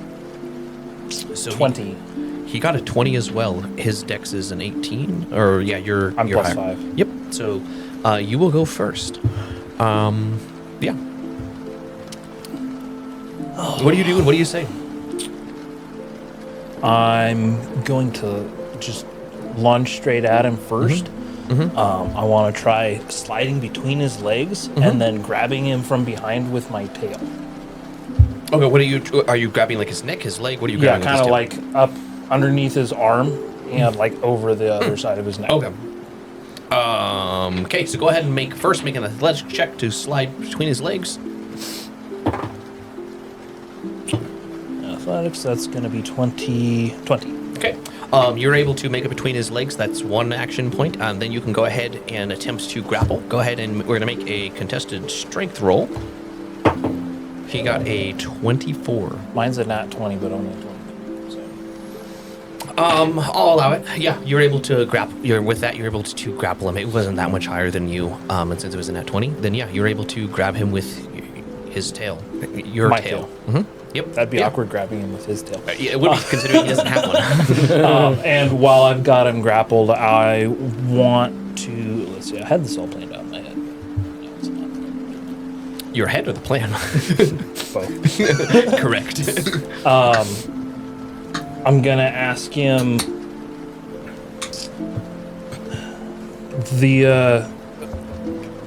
what you said to me one of the first times we got here with Fell. Something about we're all a bunch of thieves and killers. Did you get that line from somewhere else? He's like, you're around it, kind of like grabbing Not his like neck. choking him, but But yeah, you're kinda I've holding got him. him gripped like that. Yes, I think I do remember something about that. I said made a comment about thieves and killers. That's what we are. I didn't get it from anyone. Let's just say it seemed right at the moment, because it is true. We do steal and we do kill, but it is all for a purpose, a reason. At the end of the day, all of us here in the Muse, we are sacrificing ourselves, or will sacrifice our entire life, in order to overthrow the Dorkai.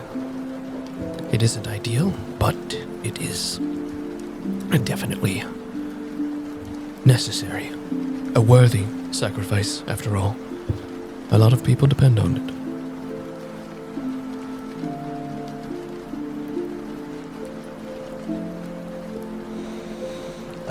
What else would you like to do? Well, I got one action left here. So I guess I'm gonna go for a kidney shot with my last action. Go ahead and roll to attack. That's an unarmed strike. Should just be strength.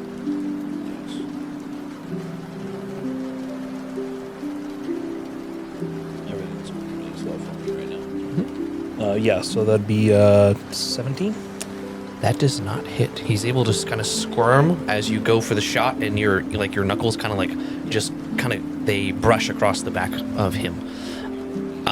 And so with that, he is going to attempt. So you've got your tail around him. He's going to attempt to do are you up against his body, or how are you I'd have positioned? to be pretty darn close to him, so I'm behind him and I'm pretty close to him, but I would have been far enough that I could get power in for my kidney shot. So he is going to try to get out of your grapple by essentially jumping and jump over the top, do like a backflip over the top of you and try to put you in a stranglehold. So he's going to roll athletics. He does not score very high. So he attempts to get around behind you, but fails. And in doing so, he falls to the floor. If you would like to maintain your hold on him, make a strength check. No, I'm gonna let him go. Let him go. Okay, so he hits the ground. When he does, he is going to go ahead and try to. He's going to twist and wrap his legs around your right leg, essentially. Kind of like if you've ever seen someone when they climb a rope, when they wrap their legs around a rope. Trying to do like a scissor. Was it called like a jiu-jitsu grab hold thing. Yeah, I think it's called like a scissor hold or something like that, because it's kind of like scissors that you're trying to grab around it. Yeah. So he's gonna roll athletics. It'd be Athletics. yeah. So does a 20, I believe your AC is 16, right? Yes. Okay, so he's able to do that. He grapples your leg, and then for his last action, he's going to attempt to bring you down. What we'll do is it'll be a contested strength roll to throw you on. He's got your leg wrapped around him. And he's going to try to pull you down to the ground. So contested strength. You need to beat an 11. Actually, that is an 11. So Tie goes to the attacker. Yes. He brings you down on the ground, and you hit the mat, and you're both on the ground. Why do you find my statement important? I'm gonna kind of roll away before trying to. Is my leg free? I guess I'm gonna So make. it's now your turn. He used all three of his actions. So I'm if you gonna would like to roll away, try to break the grapple on my leg. So strength, contested strength. 23. So his is a 23 as well. Tie goes to you. So you were able to break free from him. This is a pretty tight. The two of you are going at it. You're pretty evenly matched. And as you're going, a few passerbys actually start to stop what they're doing and watch. Gotcha. As I break the grapple, I'm gonna roll, 2 or 3 rolls away, and then stand up. And then I'm going to kind of take 2 quick steps forward, and I want to feign going in for like a low kick, but then actually whip him with my tail. Okay. Yeah. And as I'm doing that, I'm going to say I've been having a lot of. Do I need to what rolls? So you're just gonna roll for an unarmed strike. Okay. Yep, I can do that. Oh, 23. Yep. So that hits. And unarmed strike is just 5, I believe. Yes, but you should double it if you got a nat 20. Yep. So 10. So 10. He takes 10 damage. Yep. And as I'm doing that, well, I've been having weird encounters with ghosts and stuff, and one of them said something along those same lines, and that was before you said it, so it seems an odd coincidence. And as I finish up that sentence, I'm going to go for another low jab into his Okay. abdomen. Yeah. Go ahead and roll to attack. That's going to be a 19 for 22. Yeah. You hit him. Roll for damage. It's just 5. Oh, sorry. Yep. 5. Yeah, you hit him again, and right as you do that, he is going. So you hit him, and he's going to try to grab your. I was technically that should have been a disadvantaged roll, right? Pretty much anything after that, or because of the situation, do I not have the disadvantage on those? Yes. So it would have been. Yes. I'll just re-roll. So that was a. It was a 20, 19. So just 19. roll a 6 and subtract it. Most likely. Roll a 6 and subtract it. Roll a 6 and subtract it. Most likely, unless you roll a 1. No, I rolled a 5. Okay. So you do miss, and what he does is he grabs. He's going to try and grab your arm and basically grapple it and hold you in close. Okay. Then for my third action point, I'm gonna attempt to run my knee up. That should have been your third. Oh yeah, Because you broke free from him. I broke and- the grab. Yep. So it's now his turn. He's going to go ahead. You need to beat an 18. He's going to try to grab your failed punch. He's going to try to grab it and hold you in. That's a 2. So Okay. 5. Yep. So he grabs you and pulls you in.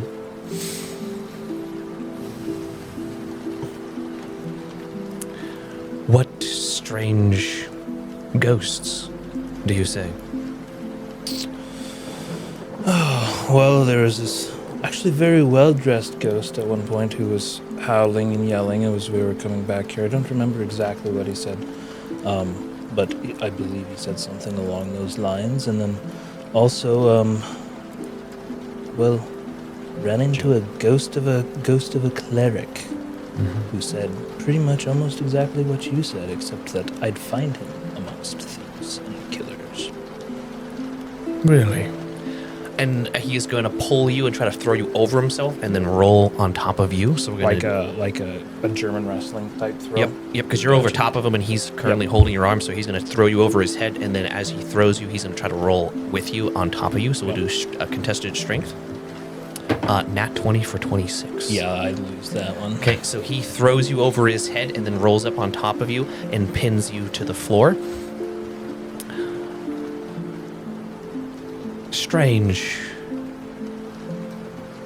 But why is it important? It seems to bother you. Was that his last action? No, he's got one more. Okay. He's only used 2. I just don't like all this freaky stuff. And yeah, I've got a slight interest in why I'm being targeted with all this nonsense, so to say. So he's going to roll insight. He thinks you're hiding something. He's rolling insight, and with that roll, he suspects there is something you're not telling him. Can I can I see that he sees that? Go to roll insight. That's going to be 26. Yeah, you 23, sorry. you can tell he doesn't believe. It's not that he doesn't believe you. He's pretty sure there's more. Yes. You're asking him very specific questions. And as I catch that, I say, you yourself said that we all have secrets and things that we want to keep private. This is one of mine. Fair enough. But you seek answers. You want to know why I used a specific phrase. It simply felt right at the time. I believed that to be accurate. I am a man of faith. I follow Torm. I do what he thinks is good. And it seemed correct. And I feel oddly okay with it, considering that Tom is the god of justice and self-sacrifice, even though my means may not be the best. I'm okay with it. It is what it is. But this phrase is important to you. A ghost. It was important to the ghost, apparently. Go ahead and roll history.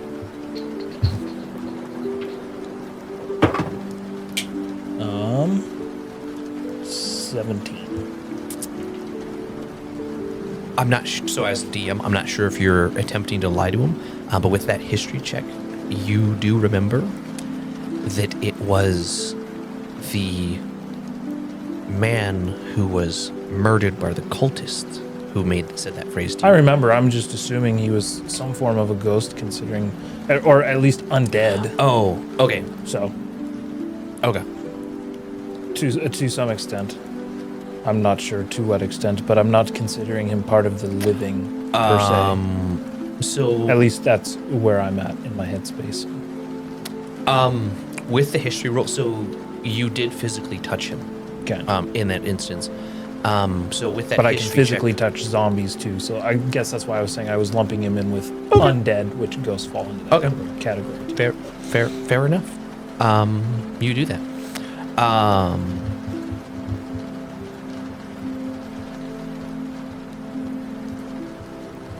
Well, if this ghost told you what, he kind of frowns. The ghost told you what exactly? That you would find us among thieves and killers? He said, "You'll find me amongst thieves and killers." Now, are you gonna try to hit me or what? Who is him? And he goes ahead and punches you. That is that's a 21. Yep, that hits. So he hits you for, it's going to 5. be 5 damage. Or, No, his is gonna be higher. It's gonna be like 7, I think. so we're going to go with 6. Because I believe it's just your strength. So, yeah. So he hits you. Who is me? Well, as you said, we're all killers here. It was someone I killed.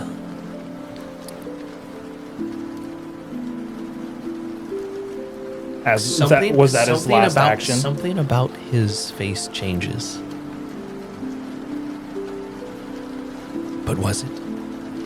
And then his face seems to go back to normal. It is now your turn.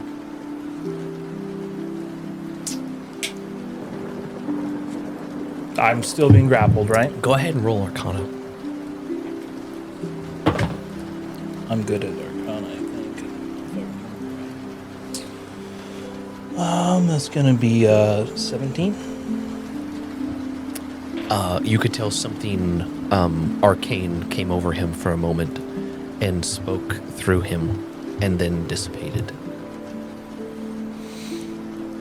So he's on top of me, and I'm assuming you said he tried to punch me, but with his position, I'm assuming he like, tried to bring an elbow down or something like that. But I'm still in that position with him on top of me. He's he's on top of you and you're facing up.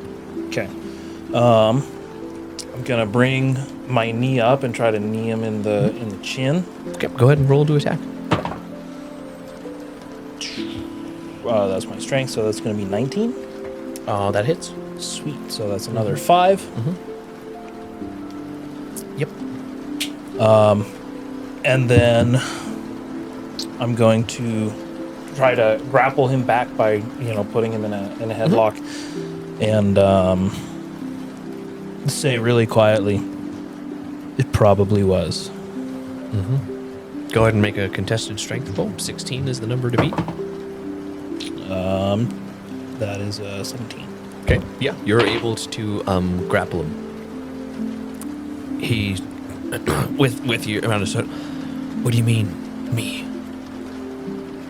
He's confused. He doesn't. I didn't say anything about me. Sorry. What I was said your it last? probably was. I guess I saw that some sort of realization flashed across his face for a second. So He's confused. He's not sure where he's not sure what you're referring to. He doesn't know what statement you're replying to. And then I'm gonna say Dorn Shield. What is Dawn Shield? Sorry. That's a name. Oh. Sorry, forgive me. Forgive me. Who is that? Or what? Did I catch any sort of a glimpse that he might understand, like know that name? Mm-mm. Okay. He was confused. Then I got one action left, right? Mm-hmm. I'm going to whip it aside with my tail again, Mm-hmm. and then say "never mind" and roll away. Okay. You're able to do that. He turns around and faces you. He's still engaged, but he does look a little bit confused. Do I roll for that? Yeah, go ahead and roll to whip him. 18. Yep, that hits. So another 5. Go ahead and roll insight. Oh, that's a whopping 8. Yeah. He looks a little bit confused, but you're not really sure why. Okay.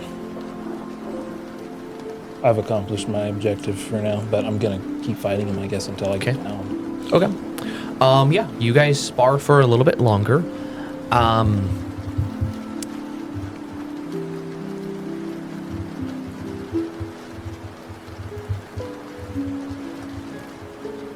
Yeah, you guys spar for a little bit longer, and then you kind of wrap things up. Who wins? You're both winners. Buddy's a Participation winner. Oh my gosh. Okay.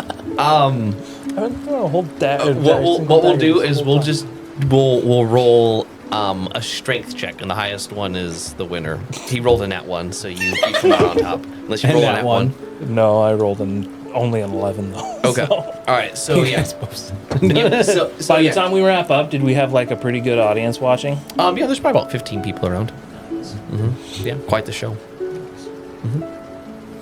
Okay. Anyway, so yeah, wrap it up there, and I guess can I make one more insight check to see if, like, once we're all done, if it seems like anything that I said has any sort of a deeper interest to it, Oh yeah, go ahead and roll insight. beyond just a passing confusion. 18. Okay. You could tell that he's wondering why you were so curious about just a random statement. It was clearly important to you, and he wanted to know why, but you Well, weren't willing to let him. Welcome to ask again later. So he finds it very intriguing that you took such great interest in just a random statement. Okay. I'm gonna, I guess, put my shirt back on and head over to that tavern. Yeah. Okay. You can. You head towards the Jewel of Barak. As you do, you see Ulrich and Fell approaching the tavern. Fell, did you bring Ulrich with you and or your wolf? Wolf stayed. Yorick is stashed. Okay. Okay. Perfect. So, yeah, your Ulrich is inside of a satchel. A satchel, minding his own business. As the three of you approach the tavern,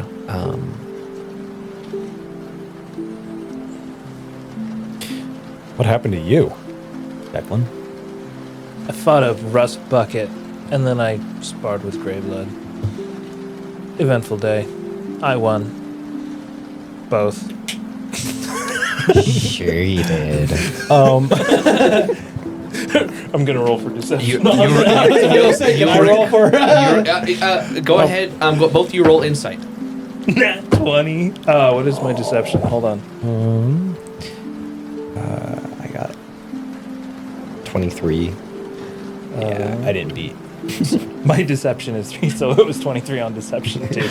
So, Ty beats it. So, Ulrich, you're pretty sure that Declan is lying. Fel, you're not sure. Yeah, I got close, but not quite. You're, it's probably not gonna even with that.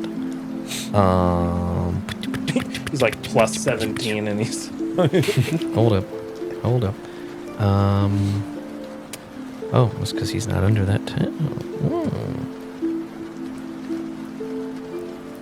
Come on, where are you at? You're right from the bag. Liar. 1. He does double mage hand.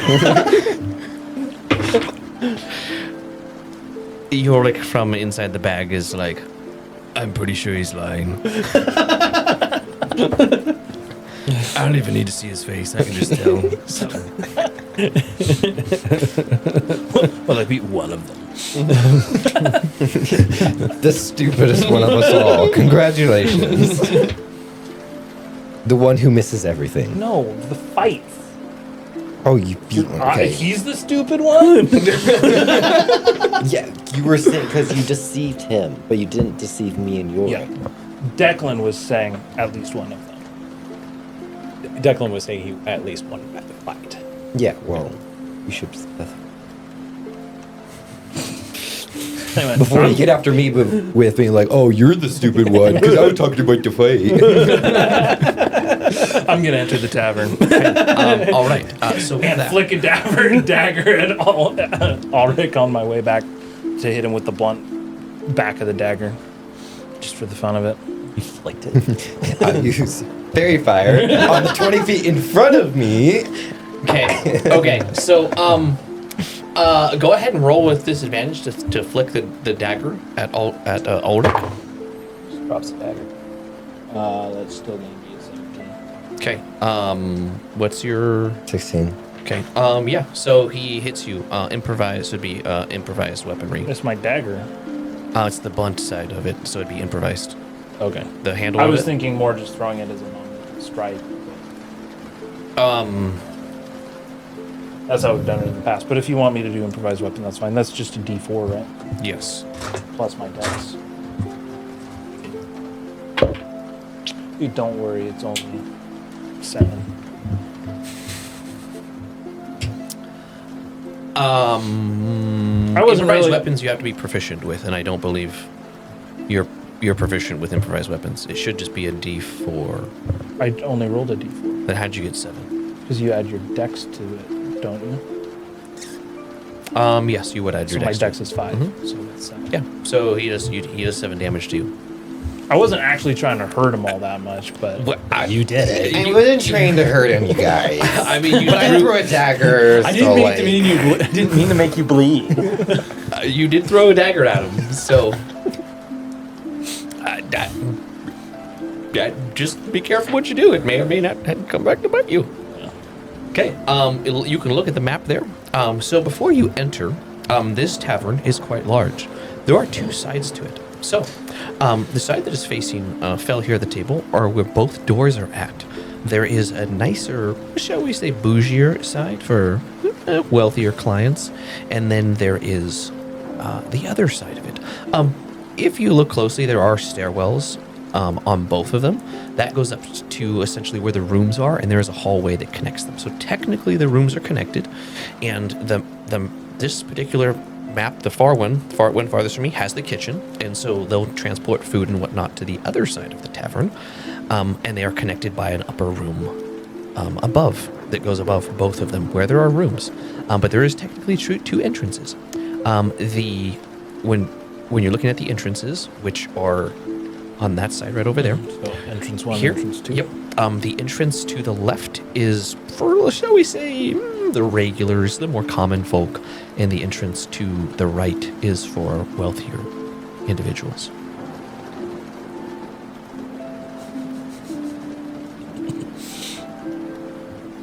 I mean, you're free to go to either side. It's just more expensive. It's a little bit nicer and a little more expensive on the other side. I mean, yeah, I'm just going to go through the poor man's door.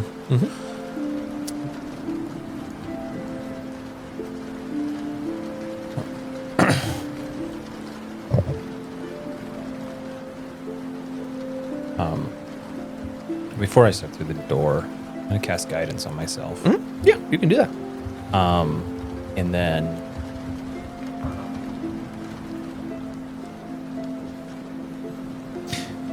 so I'll go into the rich person's side. You do. Ulrich, before you see Declan head right into the left side of the tavern, and Fell heads into the right side of the tavern.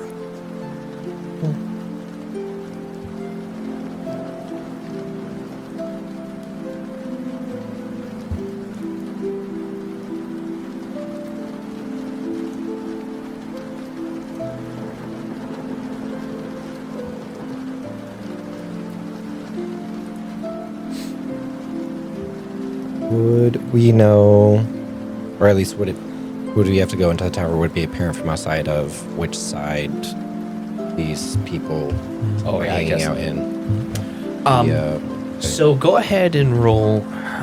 No, I think it's since you're asking the question, it's a fair one to ask. If you're looking for the Black Wolf Company, they are recruiting individuals or rallying existing members. So they'd likely not be in the rich person's side. So do with that what you will. Wherever you think those type of people would conduct business. I will go leave Miss Declan into the poor Okay. side, and I would like to kind of be off in a corner, a cloak to kind of hide. Okay. Yes. So, with that, you're able to go in and you can make your way to the right, which is a little bit Your right or his right? right as you enter it. So, nope. So the entrance is right. And yep. So the right would be down. Yep. That's Because the you right. enter in right there, so then the right. Yep. So you could, or do you go left or right? If you're trying to make to a corner, that's the right. Your right would be the closest corner. So I presume that's what you're trying. If you're trying to meld into the shadows, but you can go left. Yeah, I think right. Okay. A So little bit you, better view. yep, you do so. Go ahead. Are and these roll. both bars here, or is there like a main bar? As you enter, you can tell the farther one is the main bar, and it's attached. There's a doorway that goes right into the kitchen. That secondary bar looks like it used to be potentially like the main bar, but they built a second one, and so there are patrons sitting there, but it is not connected to the kitchen, and you can definitely tell that it's older, like it used to be. They've done some remodeling. So you go ahead and you make your way to the right. Go ahead and roll stealth with advantage.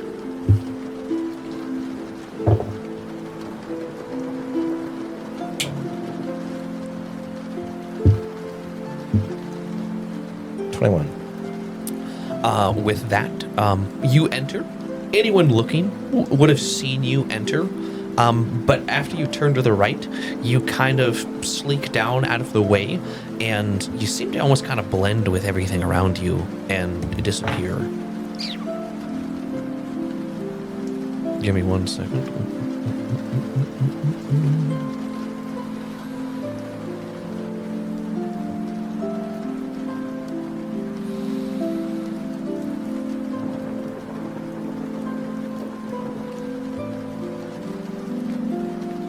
Okay.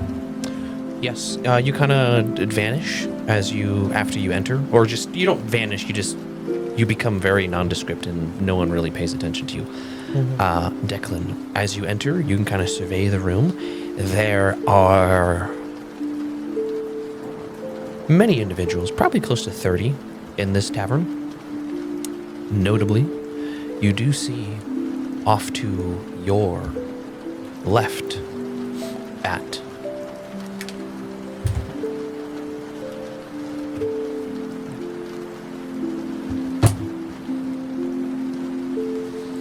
the table to your left, you see what looks like 5 individuals who would be a part of the Black Company.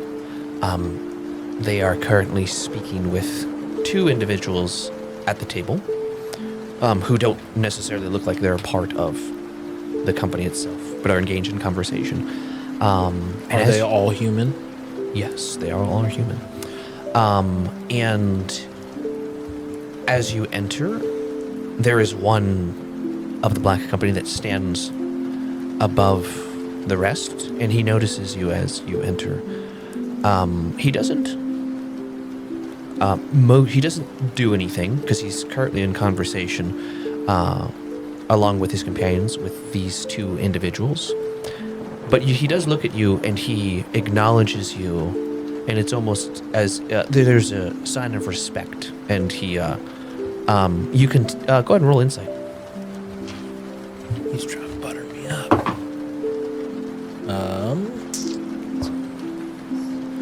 That's 19. Okay, yeah, you can tell that he's hoping you come over. He acknowledges you. I completely ignore him and just go straight to the bar. Yep, you do that. You walk across the room and get to the bar. The bartender there is, "Welcome, stranger. Thank you for coming in today to the Jewel of Barak. How can I help you? What can I give you a pour of?" I'll just take a good old house ale. And I put a gold down on the counter and I say, and just keep them coming. And then I'm going to take my first drink and I'm going to come and sit down at this single table over here.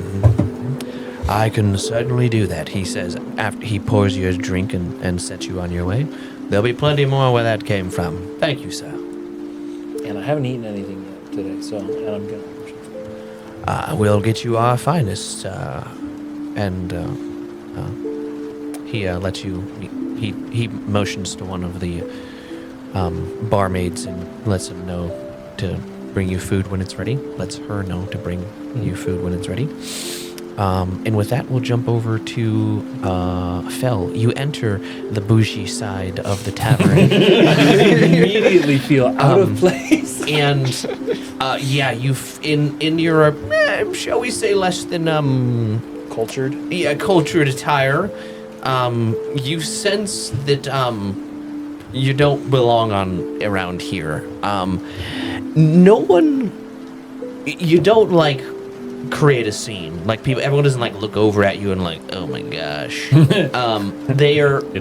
There are lots of people. There are some lounges in the bar there. They tend to be very well dressed, well off individuals. But no one. It isn't stuck up, shall we say? You're not thrown out. A bartender does come around from where they have the fire, and he makes his way around. "Welcome, good sir. How can I be of assistance?" Just looking Can for I- a good drink. Well, only the finest here at the Jewel of Barak. Sorry. I will get you a pint of our finest. Please be seated there at the bar. He motions you forward, and he accompanies you. As you sit down, he goes around to the far side, and he pours you a pint of their finest. 5 silver, please.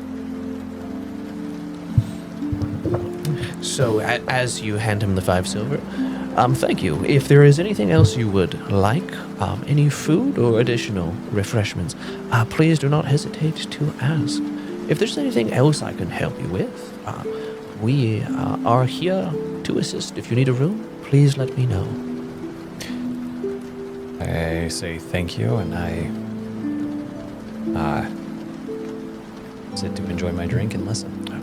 Excellent, excellent. I hope you enjoy. In fact, I know you will enjoy. And also, do not take it an offense, but you do seem to be new around here. I don't recognize your face, so I presume you are a newcomer. If there's any questions I can answer, please ask. I would love to help you out. Tell you anything you need to know, where you might need to find things. Of course, here is the finest place to stay, best room you can get in town, so that I can help you with easily. However, if there's other things you're seeking, please let me know. Will do. Of course. Excellent. And he moves on to help someone else. For now, I just like to listen. Go ahead and roll perception.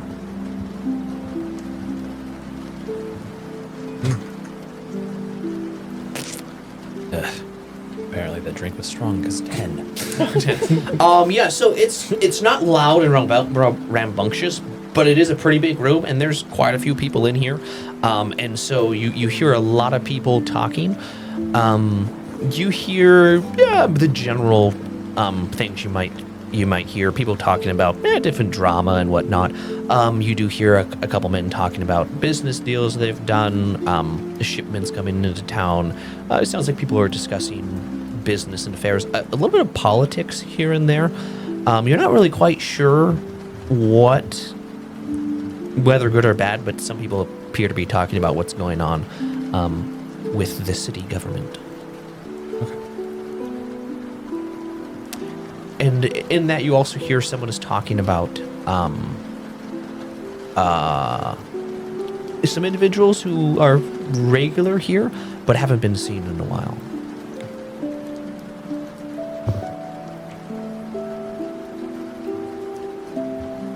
Anything you would like to do? Engage with. You can do anything. There's lots of people in here.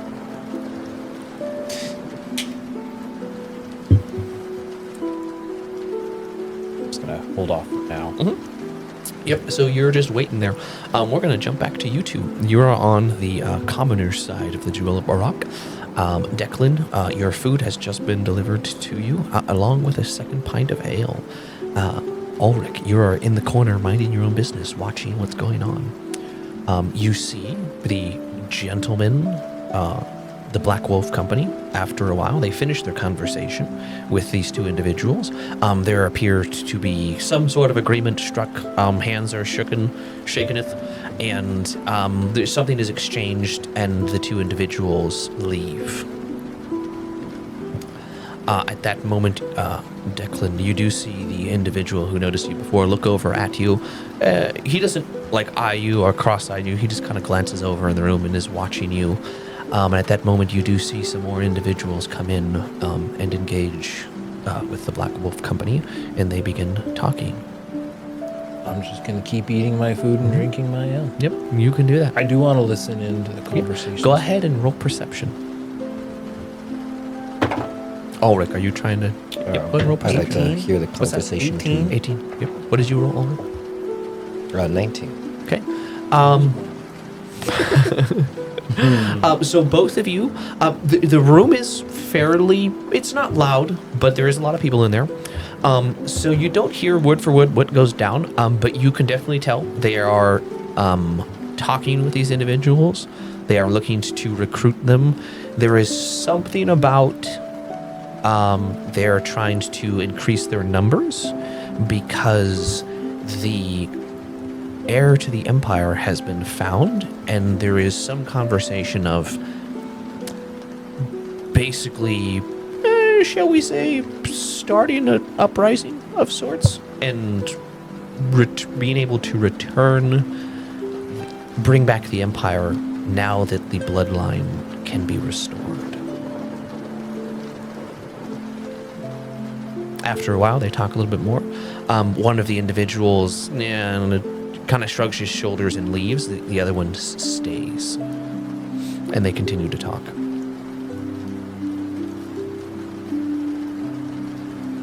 A little bit time passes, and eventually the last individual, they exchange nods, and he goes ahead and leaves. Are there other conversations that I can hear going on in here? Yeah. Just With basically that much of the same. Yeah, with that 18, you just hear people talking about, one guy's complaining about his wife, another dude is talking about how they had to deal with pigs last week. Just a whole bunch of just random conversation. Okay.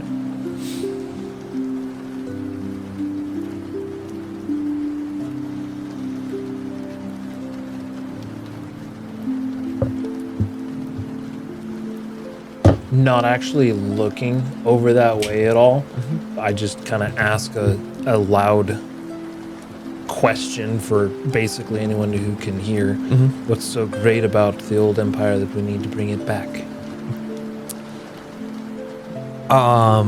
There's one dude who's closest to you that kind of looks over at you, and he kind of like he looks to like see if there's like someone at your table, and sees there isn't, and he could just kind of looks away. But for the most part, I was intentionally saying it just loud enough to try to get these guys to.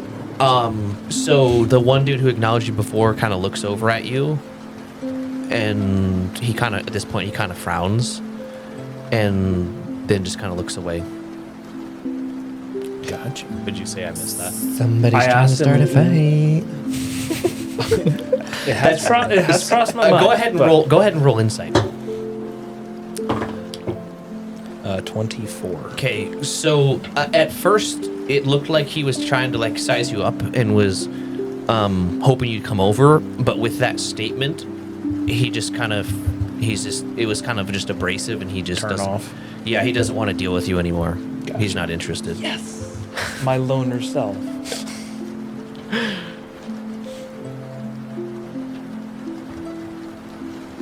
We're gonna jump back to Fel. Fel, you're on the other side of the tavern. There's lots of people around you. One kind of portly, shorter dude kind of comes up to you and sits in the stool next to you and kind of pats you on the back and says, "What's your name, son? I don't think I've seen you around here before." And he takes a sip of his ale. Yeah.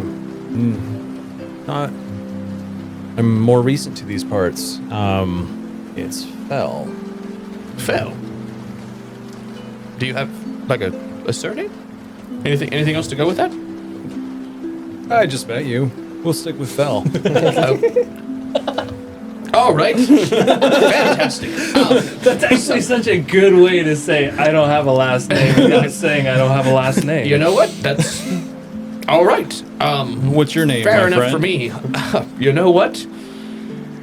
I used to remember, but at this point, I'm not really sure. He takes another swig. Strong stuff. He takes another swig. So, are you from around here?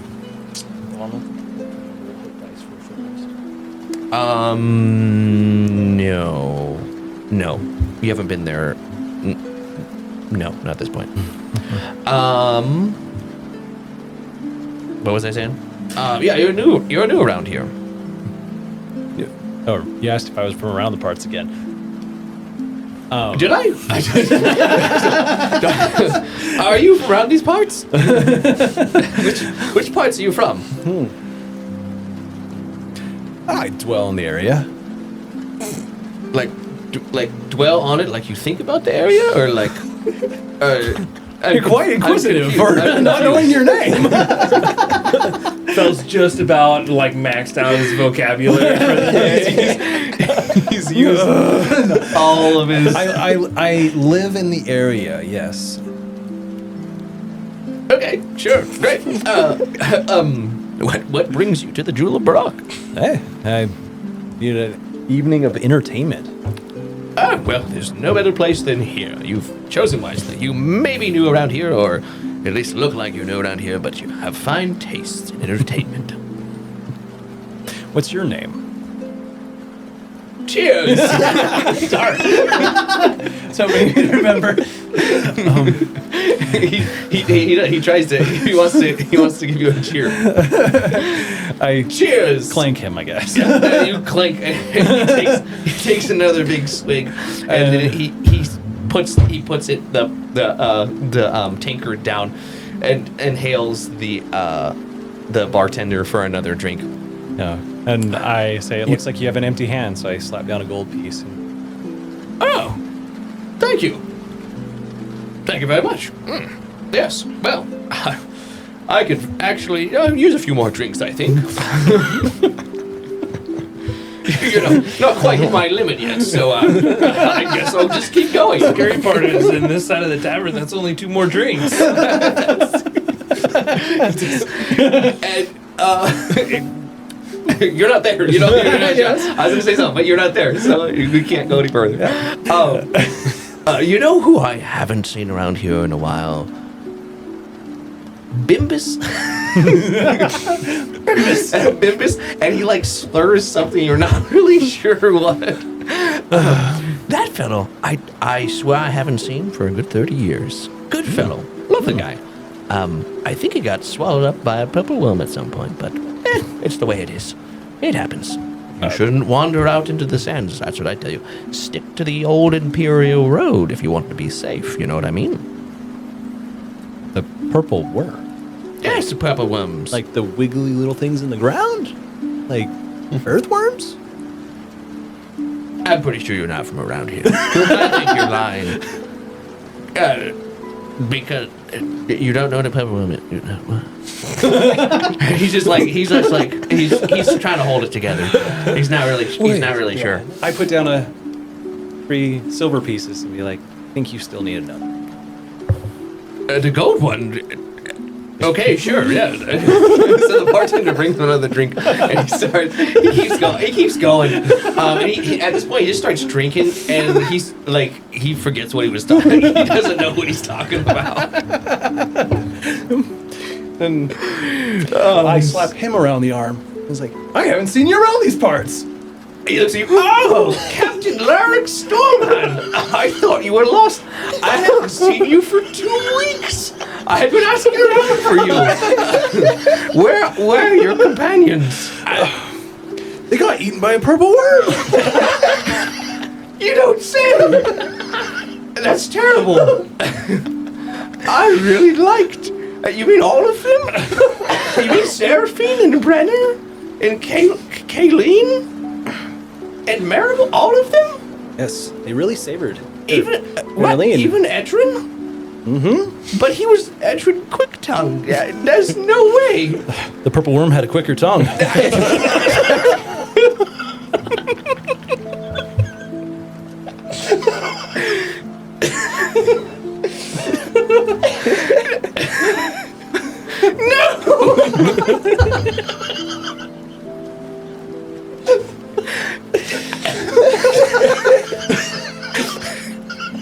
Not only is he confused, he doesn't know how to respond.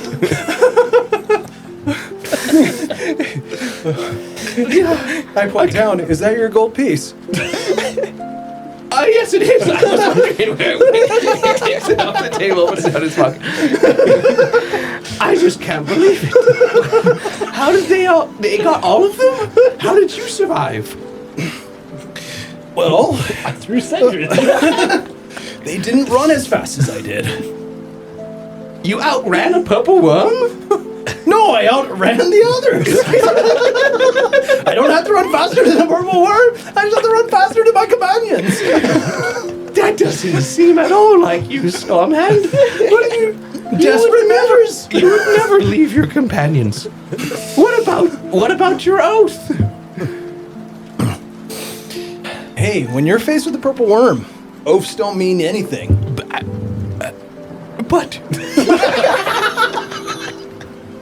I don't believe it. I'm beginning to think you're not Stormhand. You're a liar.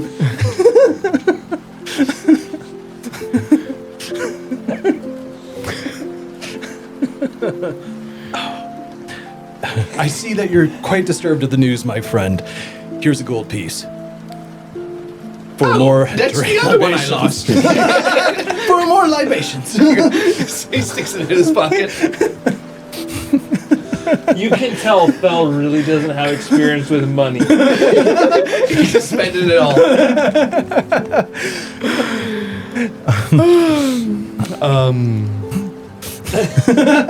One momento. Oh, no. I forget the exact breakdown, but like in normal people D&D worlds, like the normal average Joe, they're like average weekly salary is like 5 silver.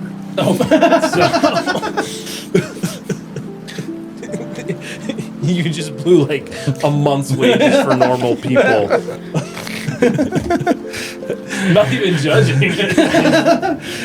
It's a nicer part of town. What do you expect? Well, I just have a hard time believing that you would run away from your companions. It's like I don't even know you.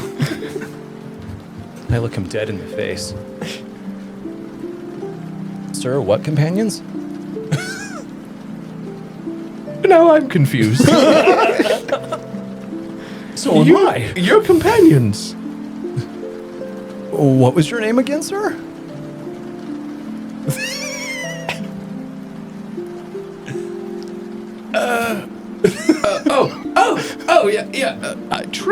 Trent Whitaker. Don't you remember me? No, but nice to meet you, Trent. I'm Val. What did you do with Stormhand? he looks underneath the bar.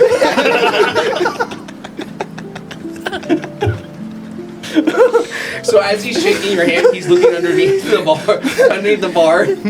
What are you looking for? Where did I don't know.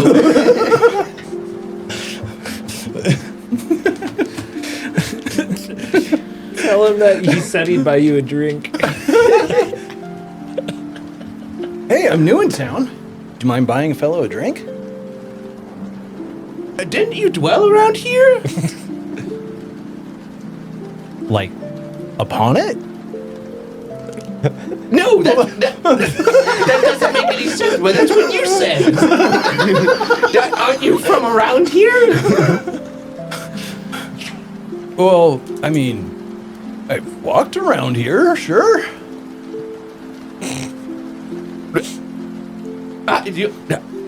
I thought you said you lived here. How can you be new here? Well, I am alive, right? What? The drinks are getting fell now too. Well, how about I buy you a drink? Fantastic. I was getting a little bit low on this one. I haven't hit my limit yet, you know. I can take at least another 3. It barely even bothers me. He takes another swig.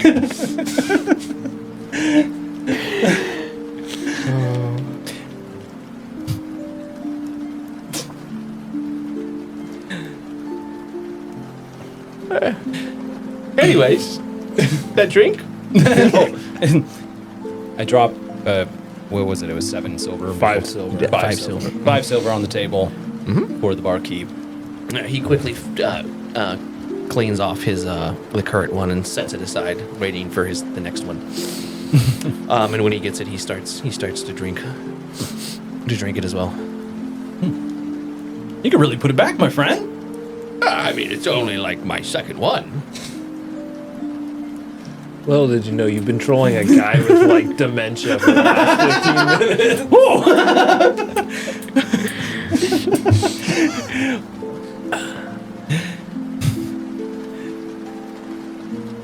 Well, anyways, I should be going. I have to get across town now, and a business, you know.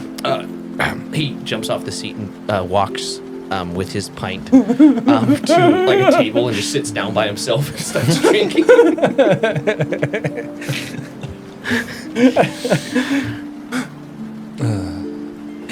I look at the barkeep and slide him a gold piece. What can you tell me about this man? Oh, Trent. He's a regular. You know, he's a little short, little plump guy. Doesn't really hold his liquor well, but he pays well, so, you know. And he doesn't cause any trouble. You know what's nice? Some people, when you give them a couple of drinks, they suddenly want to fight or smash something. Him, he kind of just bumbles about, so we don't really mind. You know, he doesn't charge much. He doesn't cause much trouble. So he's welcome here if he wants to, you know, overdo things and whatnot. But he's a wealthy individual. Let's just say he deals in fine furs, owlbear furs. Actually, they come at a pretty penny. He has some individuals who wander out in the let's say the outer parts, find owlbears, skin them, and bring them to him, and he does well. Let's just say. He knows how to wheel and deal, so he can afford to drink most of the day. Thank you. But if you need an owlbear fur, he's your man. And He kind of leans in, whispers, if you're looking for a cub, you can also get your cub if you want to raise one yourself, you know what I mean? So I hear, but I don't know. I don't know. We need another mouth. You're not there. You don't know. Unless Phil tells you, you're not. We'll work it out. Yeah. I say thank you, and I slide him 2 more pieces of gold and ask him, looking for information on a dangerous individual. Anybody that good to search for, or good to ask? When you say dangerous, I mean there's lots of dangerous people around. Be a little more specific. Like, are you looking for like someone dangerous to maybe do some dirty work for you, or are you looking for someone specific? Oh, good to know. But I mean, because I wouldn't know. If you were looking for someone to do your dirty work, I would have no idea who to get across. But if you're looking for some bad people, I might be able to help you out. You gotta be a little more specific. I'm looking for a bit of information on somebody who would be the friend of the Dorokai. Really? And why is... that's none of my business. Yes. I definitely could connect you with someone who's a friend of the Dwarkai. Are you looking to, shall we say, join forces with them? None of my business. You just want to get in contact with someone who knows the Dwarkai, correct? Well, it was somebody that would gather information about who friends with guys. So you want to know more about the Dwarkai? Maybe more so who the Dorokai are connected with. Oh. I mean, I can tell you a few things. He pockets the gold.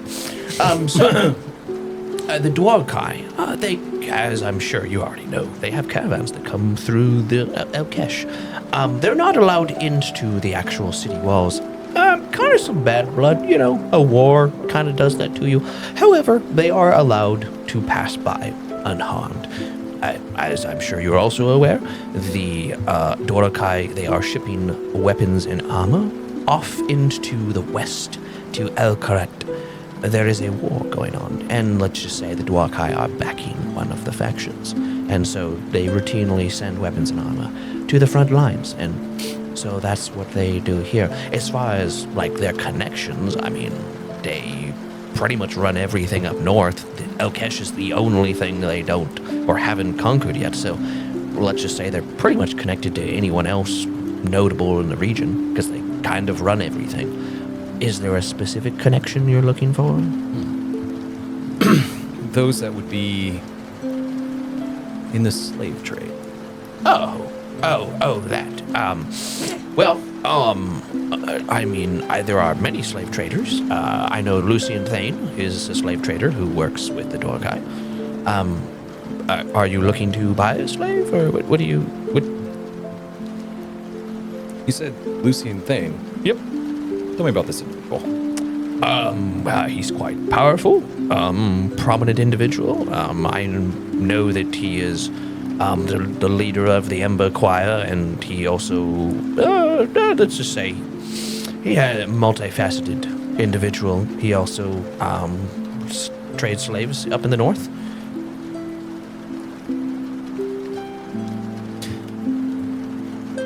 I mean, are you wanting to know what his favorite meal is, or what are we looking for? Do you know what his favorite meal is? I don't know his favorite meal.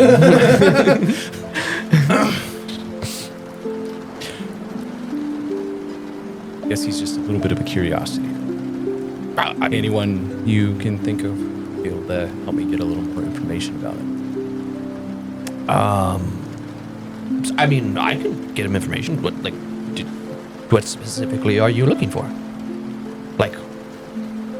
I don't know. Tell me where he's from.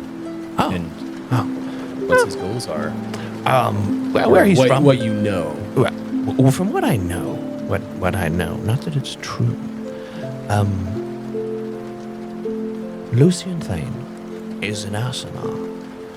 They are celestial creatures, very rare, not common here and this continent. Not many people know where he came from. However, he was once a priest, and he served quite dutifully. And as rumor has it, his temple, where he practiced, was burnt down, and everyone but himself died.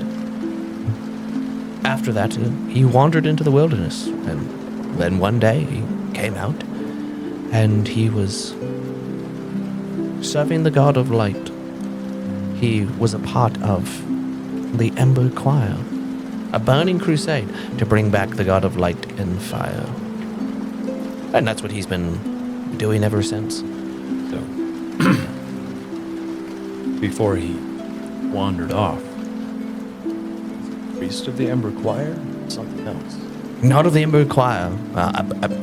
To be honest, I don't know which god he served, or same one, or blah, blah, blah. Don't know. I mean, the god of light and fire hasn't been around for centuries, so I'm guessing it's not. I just heard the stories that he used to be a priest of some sort. Everyone but himself was killed, and one day he started serving a new god.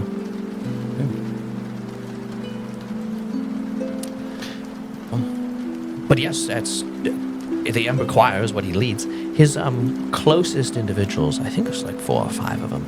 They're called Thane's Thorns. I think there's 6 of them. They're the ones who are closest to him, do work for him. They go out and spread the good news.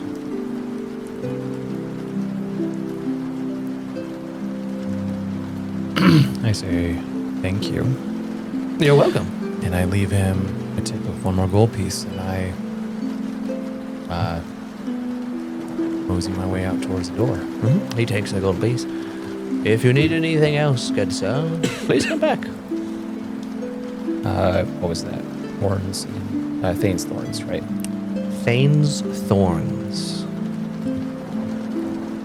More important question here is, did you keep track of how many gold pieces you spent? I did.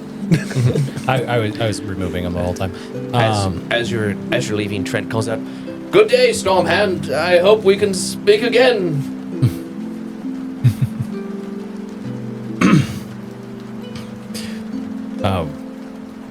Till next time, good sir. Yes.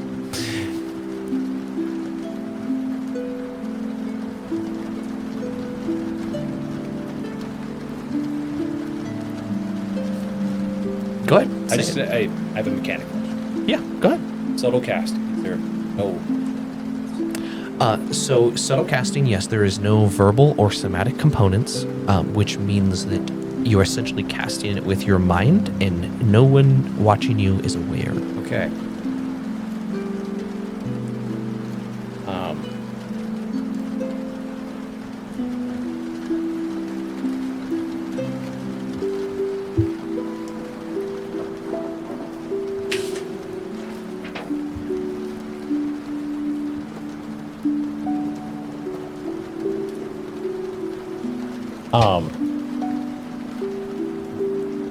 I will subtle cast message. Mm-hmm. I just forgot his name. The little guy? The plump guy. The plump guy. Yep, Trent Whitaker. Trent.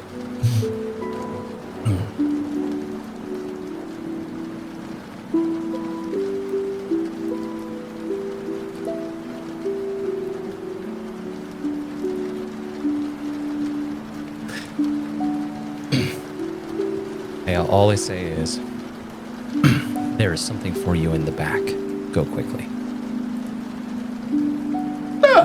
I'm hearing voices. I think I have hit my limit. That's strange. That never happens.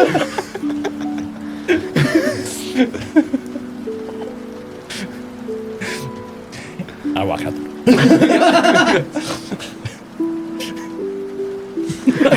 as you do, you just, I can't believe it. I've never heard like this.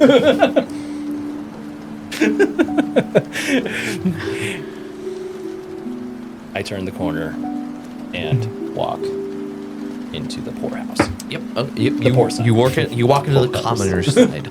As you enter, you see about 30 individuals. To your left, you do see what looks like members of the Black Company talking to, at this point, 3 individuals. What would you like to do? Where's the 3 individuals?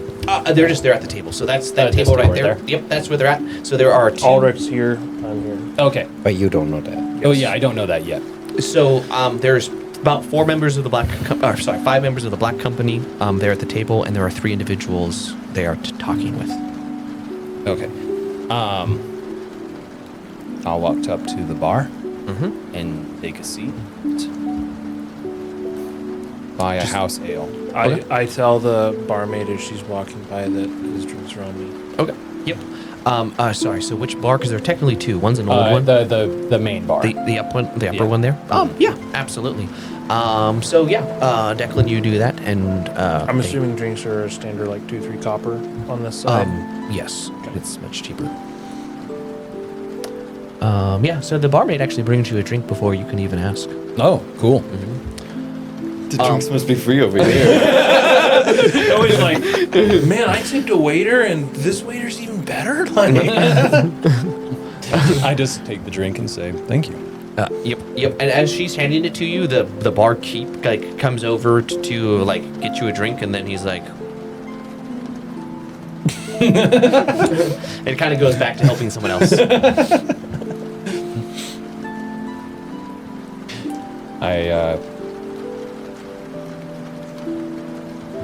I guess, is there anybody sitting in these chairs here?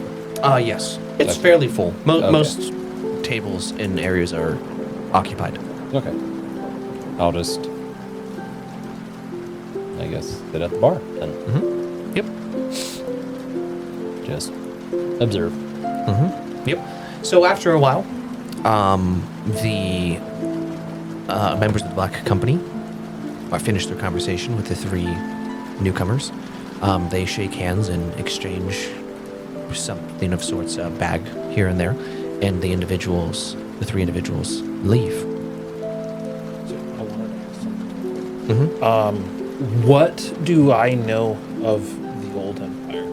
Oh, Like, I guess I wouldn't have asked that question that I asked earlier if I was actually legitimately asking why they wanted to bring the old empire back. I wasn't actually trying to be abrasive. Oh, I just naturally okay. kind of come off that So- way. so the- but because I didn't know that information, I'm trying to get that information. Yes. So the old empire existed before the free states. So currently there are the free states. They're all individual city-states. Or at least they were until the Dwarkai conquered them. Prior to them being free states, there was an empire. And they ruled all of the city-states, or all of the area around here, plus some additional areas outside of this region. Henceforth, the empire, because empires are more than one kingdom. And so the empire existed before them. It fell a long time ago, and in its wake, all the existing towns and castles became provinces, became independent city-states. So then my other question with that knowledge would be, was there something about the empire that made it stand, like, overall, was the empire a positive thing historically, or a negative? Like, it was overthrown for a reason, and it hasn't come back for, a couple thousand years. So the Yeah. question stands, what's the benefit to bringing the empire back overall? Yeah. So with common knowledge, what you would know is that the empire was ruled by the main individuals living there would have been humans, then elves, then elves, then dwarves. It would be common knowledge that the lineage of kings ran through humans. However, there were actually 2 councils of elves that existed in there, and they kind of formed different branches of government, but not really. The councils, the elves were basically, shall we say, stargazers, and would read the stars, and sages, and they worked with the imperial bloodline to secure the kingdom. So there was kind of a not a power struggle, but a power dynamic there between the different races. Dwarves really didn't have much say in anything, but they were treated well. It just Probably push technology forward type deal. very industrious, contributing to the empire, but definitely not the most prestigious individuals to exist. And so that empire existed for a long time. Eventually, there was internal struggles, which led to the collapse of the empire, and then the free states came back or surfaced in place in that power vacuum. As far as why someone might want to bring it back, you don't know exactly why the Black Company is doing what they're doing, but there is always a sense of, especially with people who, it is fair to assume that certain individuals want to return to the old glory days. And so whether it's just they want to go back to the way things were, or something else, apparently, according to their statement, the bloodline that was once broken, or there was no clear line of who was the next king to rule the empire. Apparently, they're saying that they have found the next one in line. Go ahead and roll history. It's called.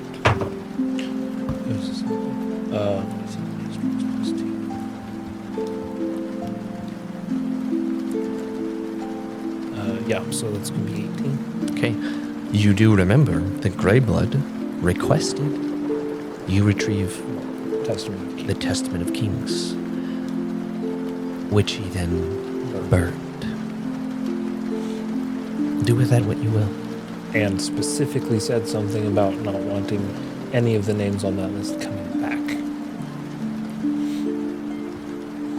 And with that history roll, you know and remember, Greyblood wants to overthrow the Dwarkai. He has made no mention of the Empire at all. But his hope is simply to restore the Free States. The Black Company appears to be wanting to bring back the Empire under Imperial. under the true king, whoever that is. Gotcha. I guess after he finishes up talking with, or they finish up talking with the people over there, I guess I'll saunter on over there and strike up the conversation. Yeah. Sorry, I have a nasty habit of coming across as abrasive when I really don't intend to be. But I was actually asking why you guys are so heartfelt in your desire to bring back the Empire. Seems like most people these days are pretty happy with how things were, at least before the Dorokai came and started conquering cities and stuff. But it seems like most people are pretty happy with the state of things. So I was genuinely curious why you feel so heartfelt in your desire to have the Empire back. I'm pretty passive on it either way myself. Feel free to sit down, and I'll explain to you I'll sit. why the Empire should return. You see, you say many people seem to be doing fine under the Free States. Sure. But I tell you, unified together, the Empire thrived. We were the center of industry and trade. We were a power to be reckoned with, a place on the map instead of a smudge. Now what are we? Ruled over by foreigners. They use our great roads, the ones we built, to help prosper and build trade and relationships. Now they send weapons and armor off into the west to fight some war because they hate someone else. They ravage our land. They make our people slaves, and they simply use and exploit us. But I tell you, no free state will stand up against the Dwarkai, but I mean, a Alkesh unified Empire can. One city? Sure. Maybe they withstood the Dwarkai. But for how long? Really? At some point, they too will be under the boot of the Dwarkai. And I don't think any of us want that. Can I make some sort of history roll? Have we encountered any information that would in any way reference the Black Wolf Company working with the Dorkai in any way? Go ahead and make a history check. Because I feel like I remember something like that. That's going to be 20. Okay, so with that, you know the Dwarkai, the Black Wolf Company are mercenaries. They would certainly do jobs for whoever pays. But apparently, they have interest in returning the Empire, or reestablishing the Empire. Gotcha. But they are mercenaries and will work for whoever.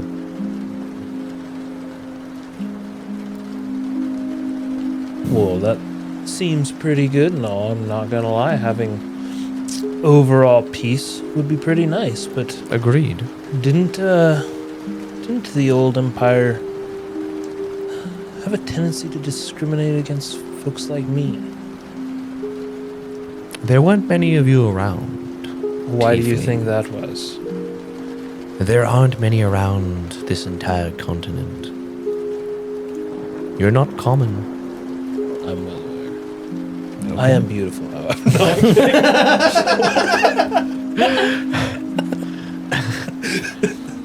Whatever you gotta tell yourself, kid. Listen. Canonically, he made me beautiful when I did that guard, so... Listen. I cannot speak for everyone who's ever lived, nor can I speak for everyone who's living now. As far as your statements around not being kind towards your people, They weren't statements, they were questions. generally outsiders are frowned upon. What do you want me to do about it? I was just curious, that's all. All Also, how do you plan on unifying everyone with people like, the vampires running around? They don't really like playing with others, if you know what I mean. Well, they enjoy playing with their food, but that's about it. Yes. One step at a time. First, we must rally those who we can, those who want to see the Empire restored. If you're interested, you can join us. Soren might be willing to give you more details on it. But yes, I understand. Your objection. The vampires, they're definitely something we're going to have to overcome. So, But I believe is your we can. plan to take care of the Dorokai first, then? Because they seem to be the biggest dampener in the Yes. whole process, isn't it? A storm? Yes. The Dwarkai operate out of Storm Hall. That is where their main base is. And that would make sense because Storm Hall was the capital of the Empire, one of the largest cities around. So, obviously, taking back Storm Hollow would be the first step. Retake the city, take out the heart. Now there'll be lots of cleanup work all across the North Holds, and it will take months, if not years. And the vampires, yes, they will be an obstacle to overcome. But we are confident we can do it. And with the rightful heir to the Empire, we can. And you claim to have found him. Correct. How have we found him after thousands of years? Couple thousand at least. We hardly know each other. Perhaps. No, I'm not asking you to tell me a name. I'm trying to figure out how are we supposed to believe that that's actually true after so long.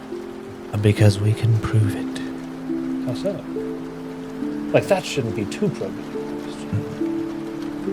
In time. All you need to know now is the Emperor has returned. And we can retake the city. We can restore the Empire. Yeah, I'd be As you interested might in- imagine, we are taking a great risk. why I'm not forthcoming on the details is because if this individual's name got out, or people found out who he was, or they knew how we could prove that he was truly the descendants of the Imperial Kings, well, let's just say there are many individuals who would like to see him dead and any such proof destroyed. So, no offense, we hardly know each other. I'm not going to tell you exactly how it ends And up. there's no offense taken. I understand. Good. Just seemed like a legitimate question to ask. I feel like I'm not the only one who'd be skeptical about someone claiming to have found Many the have been Emperor. skeptical, and many have not wanted to follow us and moved on. And I am quite confident. Sure, some of them will go tell, let's just say, people I don't want to know, and it's probably going to come back and bite me. But that is a risk I am willing to take. It is necessary for our cause. Well, tell me how I can stay informed. Alrighty.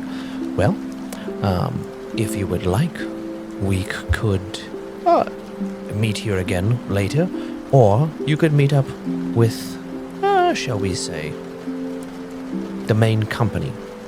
We do operate out of Gravewatch. Yes. Oh, I know. you're aware.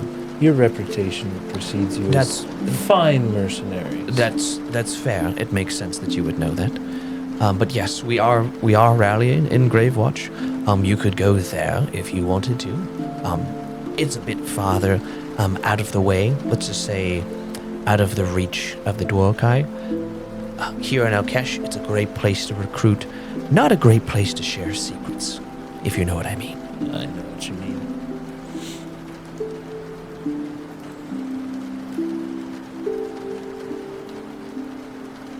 You guys have done some work for the vampires, right? I've heard rumors that, at least in some circles of influence, you can make great coin. We are quite a large organization. I am quite sure some of us had worked for the vampires up north. After all, You gotta we need make work. money. We do need to make money. And let's just say many of us we are not descendants of the Empire, but the Emperor himself, but many of us have lived here for centuries and are ourselves direct descendants of those who came before. And let's just say we have an inclination to see things restored to the way they were. So, right now, we take work that isn't prestigious, that isn't, shall we say, glamorous, yes, or one might even say honorable. But that can all change. And that is why it is important we succeed. Here we've been wandering, taking jobs here and there, working as lackeys for those who are more powerful than us that don't care, simply to make coin. Now we can reclaim our honor.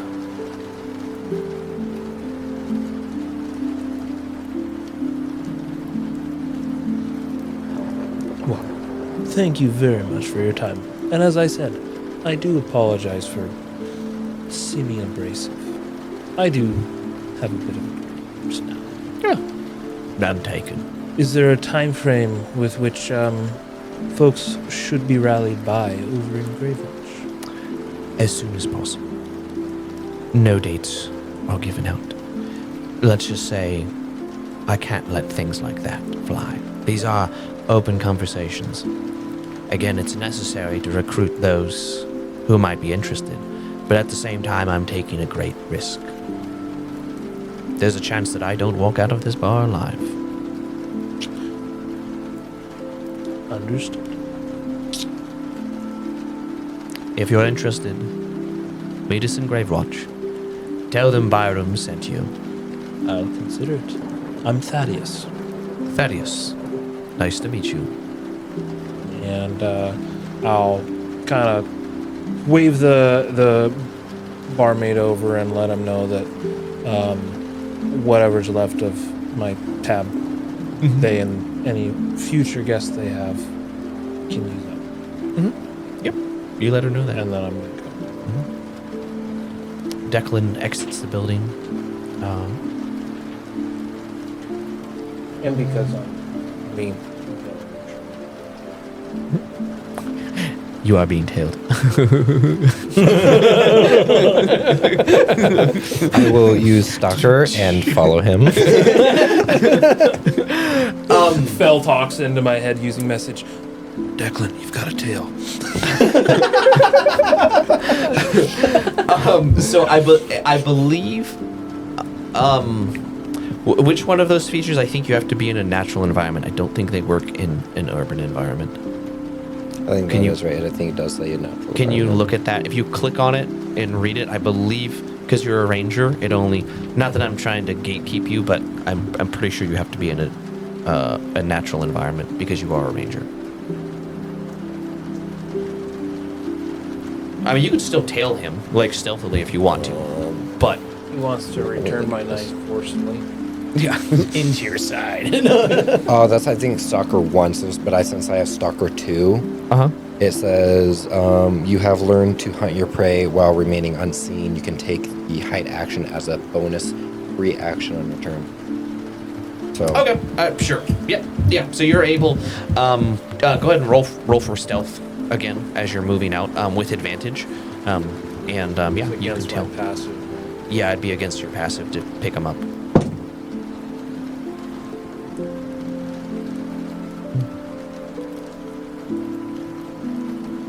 18. Okay. Yeah. Well, you make it. technically, if I check for a tail, I can roll. Right? I mean, if you're suspicious, but like Well, I specifically said I checked to see if I'm getting tailed as I leave the bar, so I'm not suspicious of him specifically, but I would sure, be go ahead and roll. checking perception. And that's an 18 as well. Okay. What did you roll? 18. Oh, okay. Meets it. So yeah, you noticed Ulrich is I following don't you. react. It's just Okay. Fel. I mean, he doesn't even think probably just think I'm leaving too. Since you're leaving, don't even know that think that I'm stalking. Well, you. I do know that you tend to hold a grudge and I'm waiting for that night to come back at me. You don't know that. I'll wait a couple months then. Okay. Yeah. So after a couple minutes, you do leave. Where do you two go? I'm gonna head back to the base. Okay, you head back to base. All right, you're What time following of day him. is it by now? It's getting closer to evening time. Fel, go ahead and roll perception. Nat 20. So Okay. that is 24. Okay.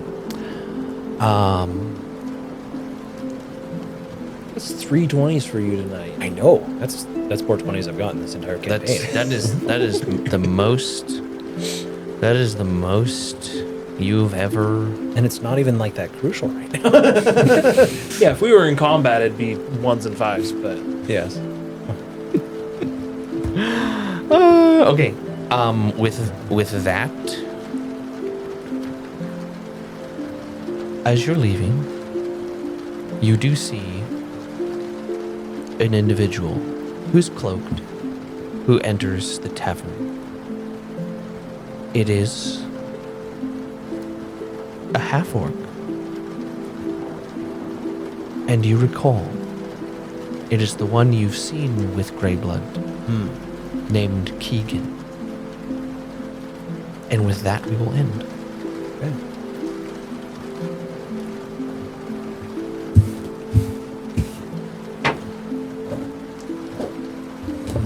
don't ask where the night is. All that popped in my head was Thaddeus. Thaddeus.